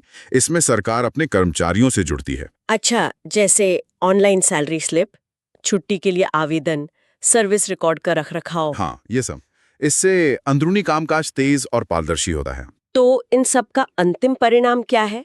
G2C, G2B, G2G, G2E, इन सब का एक आम नागरिक या व्यापारी को क्या फायदा होता है? स्रोतों में इसके लाभों के बारे में क्या बताया गया है? फायदे बहुत साफ हैं। सबसे बड़ा फायदा है सरकारी सेवाओं की बेहतर और तेज डिलीवरी। दूसरा, प्रशासन में पारदर्शिता और जवाबदेही में बढ़ोतरी। ट्रांसपेरेंसी और अकाउंटेबिलिटी। हाँ, जब हर चीज का डिजिटल रिकॉर्ड होता है तो ये पूछना आसान हो जाता है कि कोई काम क्यों अटका है। और वो मुद्दा जिसका हम सबको सामना करना पड़ता है, भ्रष्टाचार। ये एक बहुत महत्वपूर्ण बिंदु है। ई प्रशासन से भ्रष्टाचार में कमी आती है, क्योंकि ये इंसानों के दखल को कम कर देता है। जब आपको किसी बाबू या अधिकारी से सीधे नहीं मिलना पड़ता और प्रक्रिया ऑनलाइन और फेसलेस हो जाती है। हाँ, तो रिश्वतखोरी की गुंजाइश अपने आप कम हो जाती है। बिल्कुल। ये लक्ष्य तो बहुत बड़ा और जरूरी है।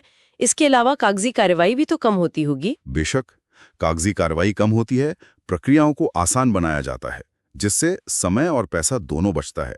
और एक और बड़ा फायदा है, ये शासन में नागरिकों की भागीदारी को बढ़ाता है। कैसे? आज सरकार माईगॉव जैसे प्लेटफॉर्म पर लोगों से सुझाव मांगती है, उनकी राय जानती है। इससे लोकतंत्र ज्यादा जीवंत होता है। तो कुल मिलाकर ई प्रशासन सिर्फ सरकारी दफ्तरों में कंप्यूटर लगाने का नाम नहीं है।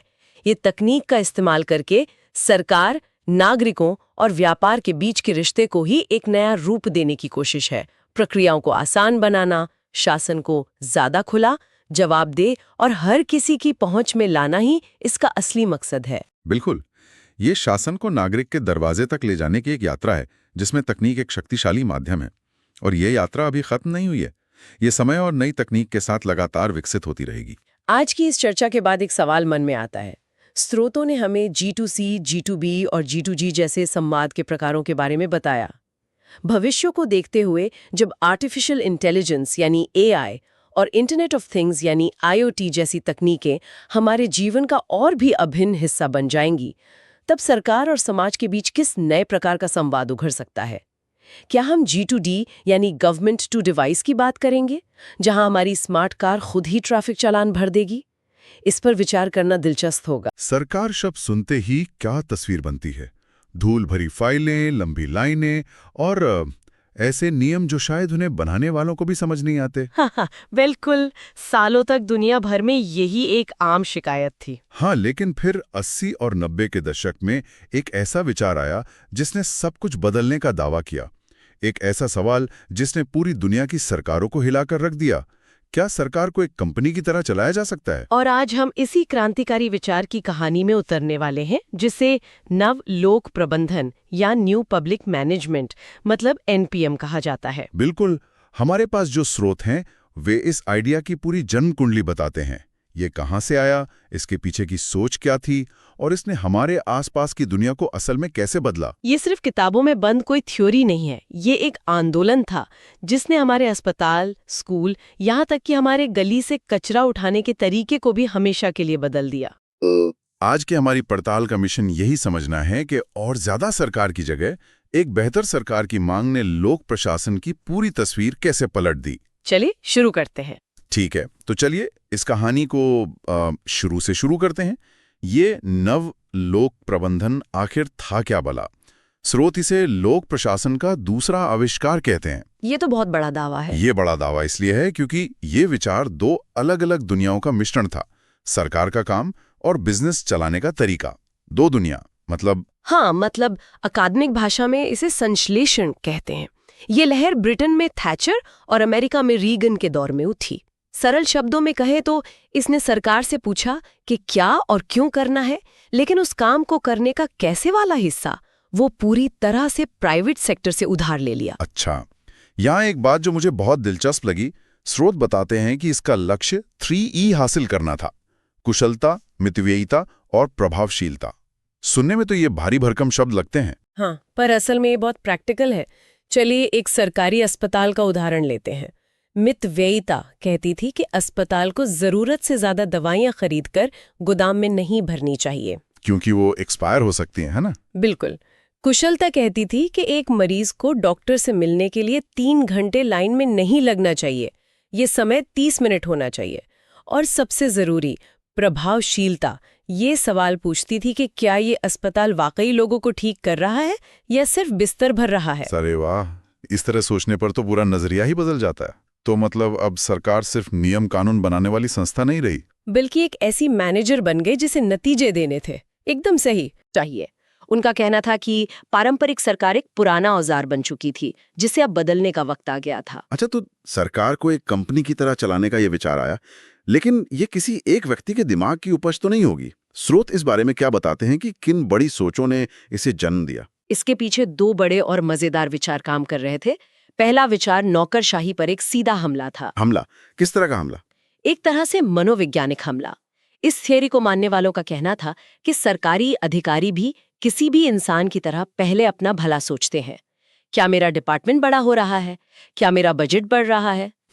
इसी सोच को उन्होंने एक फैंसी नाम दिया, प्रशासनिक अहमन्यता। ये तो बड़ी क्रांतिकारी बात है, क्योंकि हम तो यही मानकर चलते हैं कि नौकरशाह हमेशा जनता के सेवक होते हैं।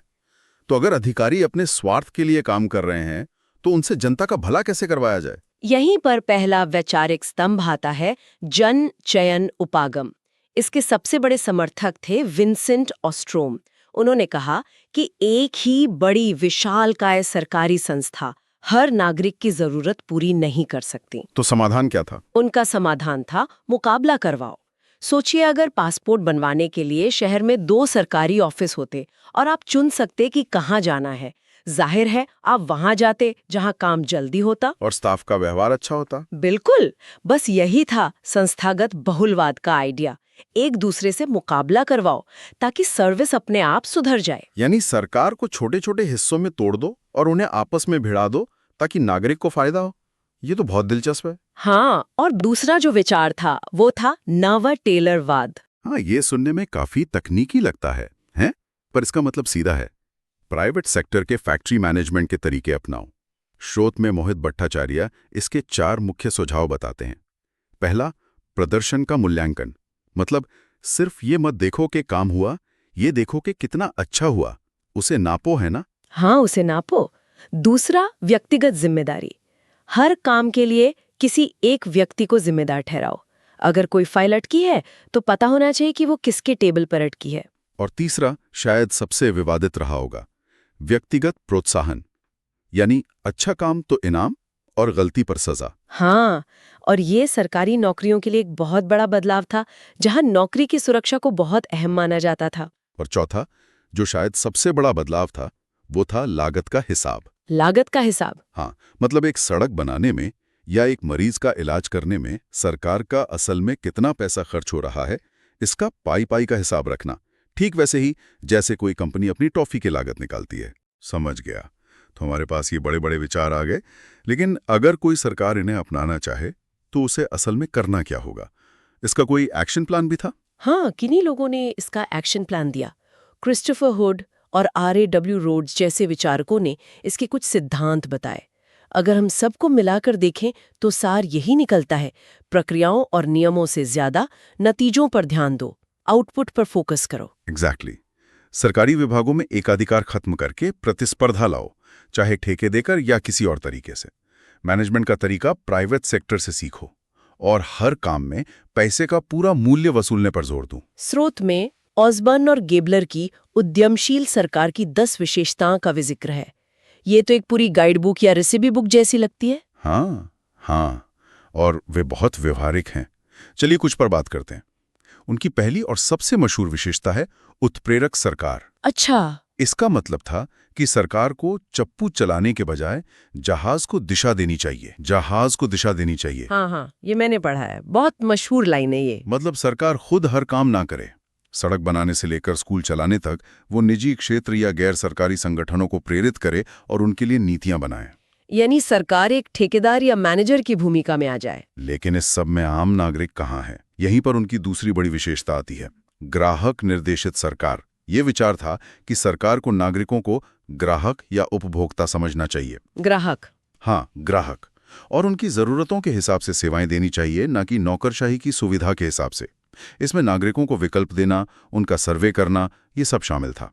एक मिनट, लेकिन नागरिकों को ग्राहक की तरह देखना, इसमें कुछ गड़बड़ नहीं लगती? ग्राहक तो वो होता है जिसके पास पैसे हों और चुनने के लिए कई दुकानें हों। पर क्या एक गरीब आदमी जो सरकारी राशन की दुकान पर निर्भर है, वो ग्राहक हो सकता है? उसके पास तो कोई विकल्प नहीं है। ये NPM की सबसे बड़ी बहसों में से एक है और आप बिल्कुल सही मुद्दे पर हैं। आलोचकों का यही कहना था कि ये नजरिया नागरिकता के गहरे अर्थ को कम कर देता है। नागरिक के पास अधिकार होते हैं, जबकि ग्राहक के पास सिर्फ विकल्प।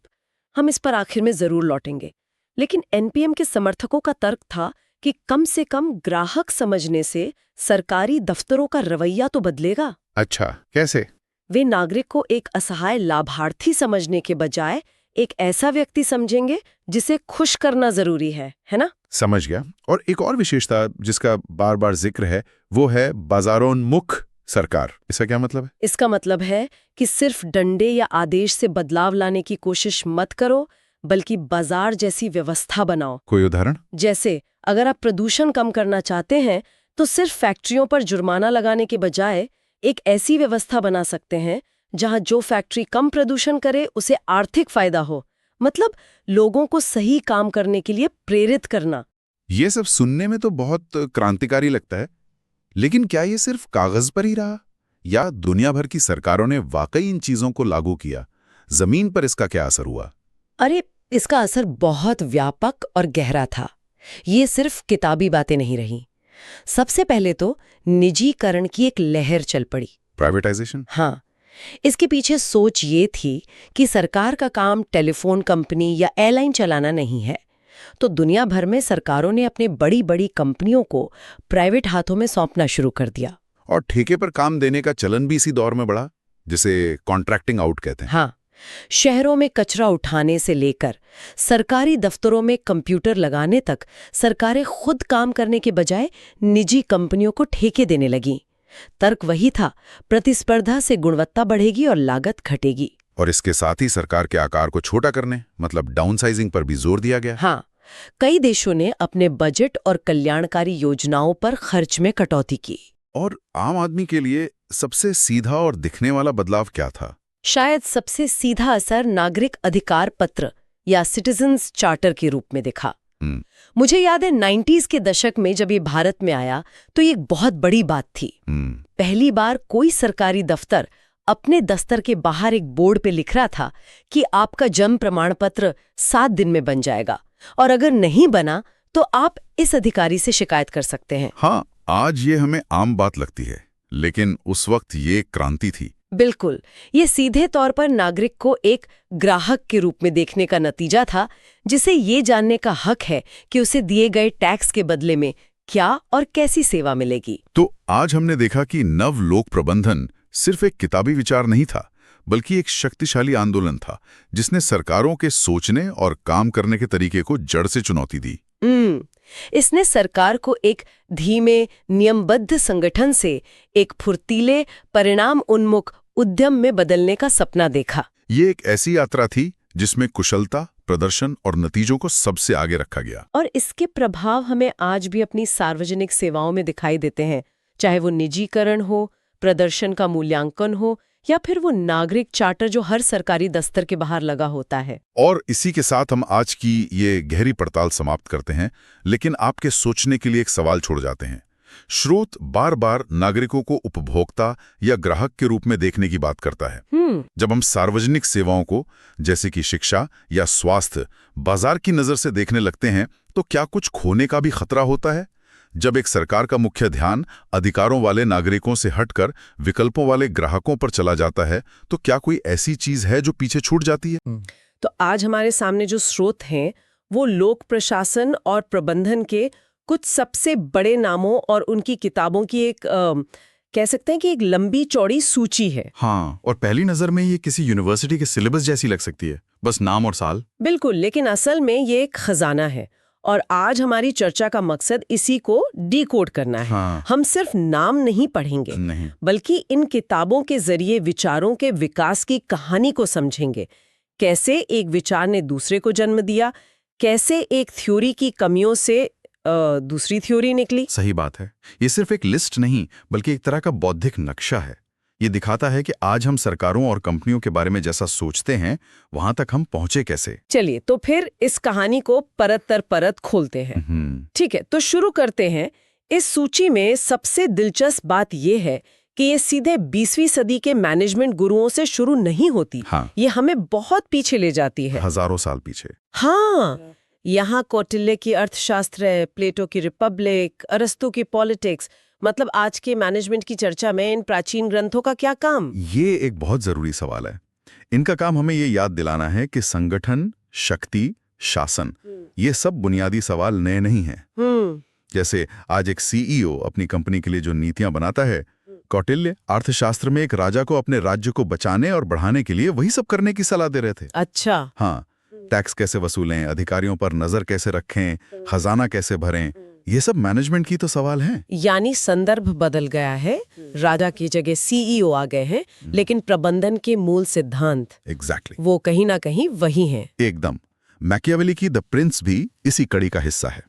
इन विचारकों ने वो नींव रखी जिस पर आज की पूरी इमारत खड़ी है। और फिर हम 19वीं और 20वीं सदी की शुरुआत में आते हैं और यहाँ से चीजें वाकई बहुत मैकेनिकल होने लगती हैं। एक नाम बार बार आता है, F.W. टेलर। हाँ, shop management, principles of scientific management. हाँ, ये शास्त्रीय युग मतलब क्लासिकल एरा था। और टेलर इसके कह सकते हैं मसीहा थे। मसीहा। हाँ, टेलर, हेनरी फयोल, इन जैसे विचारकों की एक ही धुन थी। हर काम को करने का सिर्फ एक सबसे अच्छा तरीका होता है और उसे विज्ञान के जरिए खोजा जा सकता है। एक सबसे अच्छा तरीका। उनके लिए संगठन एक मशीन था और इंसान उस मशीन का सिर्फ एक पुर्जा। हाँ, जब आप कहते हैं संगठन एक मशीन की तरह, तो मेरे दिमाग में चार्ली चैपलिन की फिल्म मॉडर्न टाइम्स का वो सीन आता है जहां वो एक असेंबली लाइन का हिस्सा बनकर नट कसते कसते लगभग पागल हो जाता है। आपने बिल्कुल सही पकड़ा है।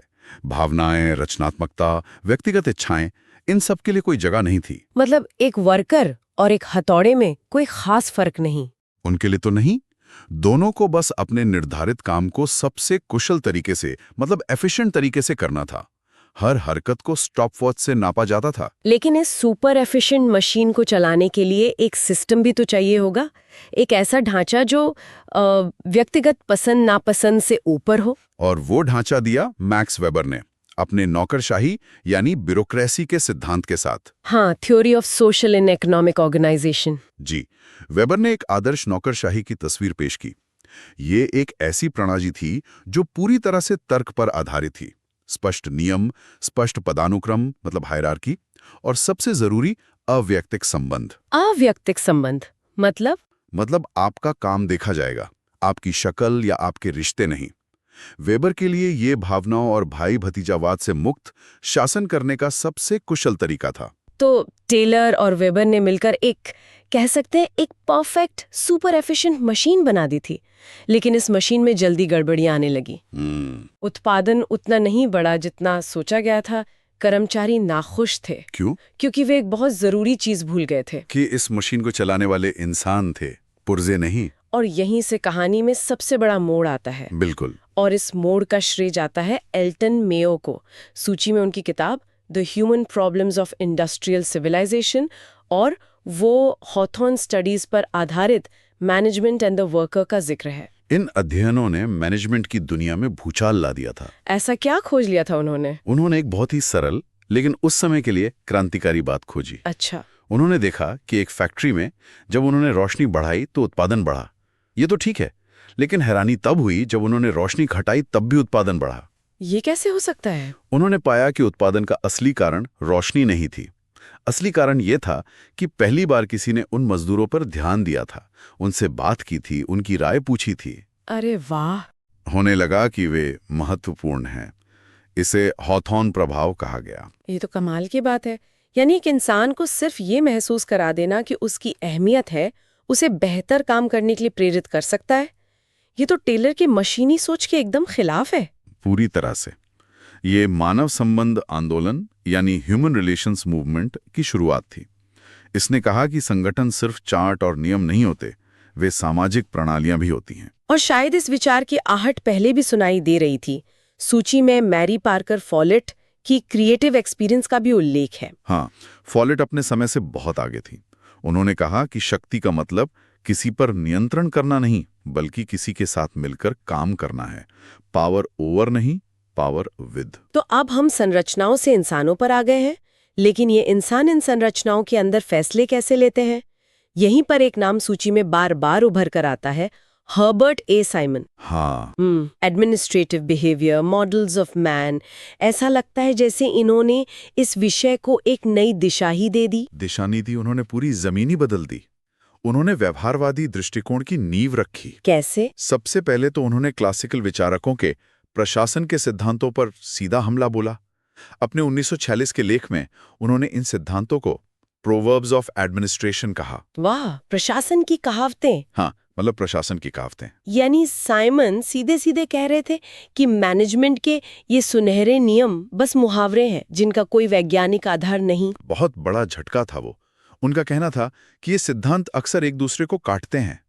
जैसे एक कहावत है कमान की एकता, यानी एक कर्मचारी का एक ही बॉस हो। दूसरी है विशेषज्ञता, यानी कर्मचारी को विशेषज्ञों से भी निर्देश लेने चाहिए। अब एक इंजीनियर किसकी सुनेगा, अपने बॉस की या क्वालिटी एक्सपर्ट की? साइमन ने कहा यह सिद्धांत नहीं, बस सुविधाजनक बातें हैं। तो अगर ये सिद्धांत गलत थे तो साइमन का विकल्प क्या था?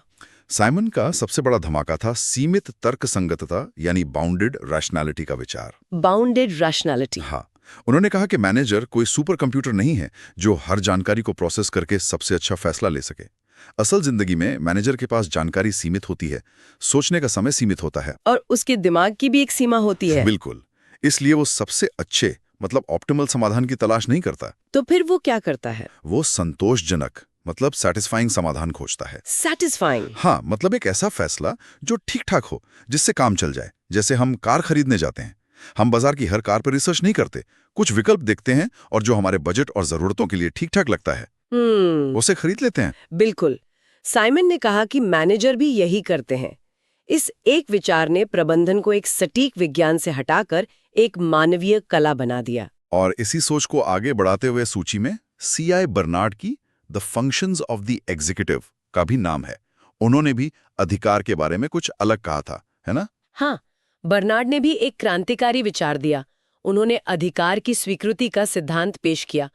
उनका कहना था कि एक बॉस का अधिकार तभी असली होता है जब उसके नीचे काम करने वाले लोग उसके आदेश को स्वीकार करें। अच्छा। अगर कर्मचारी आदेश को मानने से इनकार कर दे तो बॉस का अधिकार सिर्फ कागज पर ही रह जाता है। ये भी टॉप डाउन सोच पर एक और बड़ा प्रहार था। ठीक है, तो अब हम यहाँ तक पहुँच गए हैं कि संगठन इंसानों का एक सामाजिक सिस्टम है जिसमें सीमित जानकारी वाले लोग ठीक-ठाक फैसले ले रहे हैं। लेकिन सवाल ये है कि ये लोग काम करते ही क्यों हैं? क्या चीज उन्हें प्रेरित करती है? सही सवाल। और यहीं पर हमारी सूची हमें प्रेरणा मतलब मोटिवेशन के सिद्धांतों की ओर ले जाती है।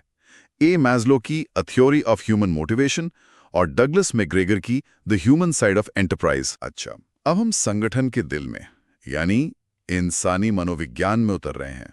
मैस्लो वे अपनी प्रसिद्ध आवश्यकताओं के पदानुक्रम की थ्योरी दी। ओ, पिरामिड वाली थ्योरी। जी, जिसमें सबसे नीचे शारीरिक जरूरतें यानी रोटी कपड़ा मकान और सबसे ऊपर आत्म साक्षात्कार, अपनी पूरी क्षमता को पाना। हाँ, उनका तर्क था कि जब तक किसी की निचली स्तर की जरूरतें पूरी नहीं होती, आप उसे ऊंची ऊंची बातें करके प्रेरित नहीं कर सकते। और डगलस मैकग्रेगर, उनकी किताब the human side of enterprise, इसका शीर्षक ही बहुत कुछ कहता है। मैकग्रेगर ने प्रबंधकों की सोच को दो हिस्सों में बांटा, थ्योरी एक्स और थ्योरी वाई। ये तो आज भी बहुत प्रासंगिक है। बिल्कुल।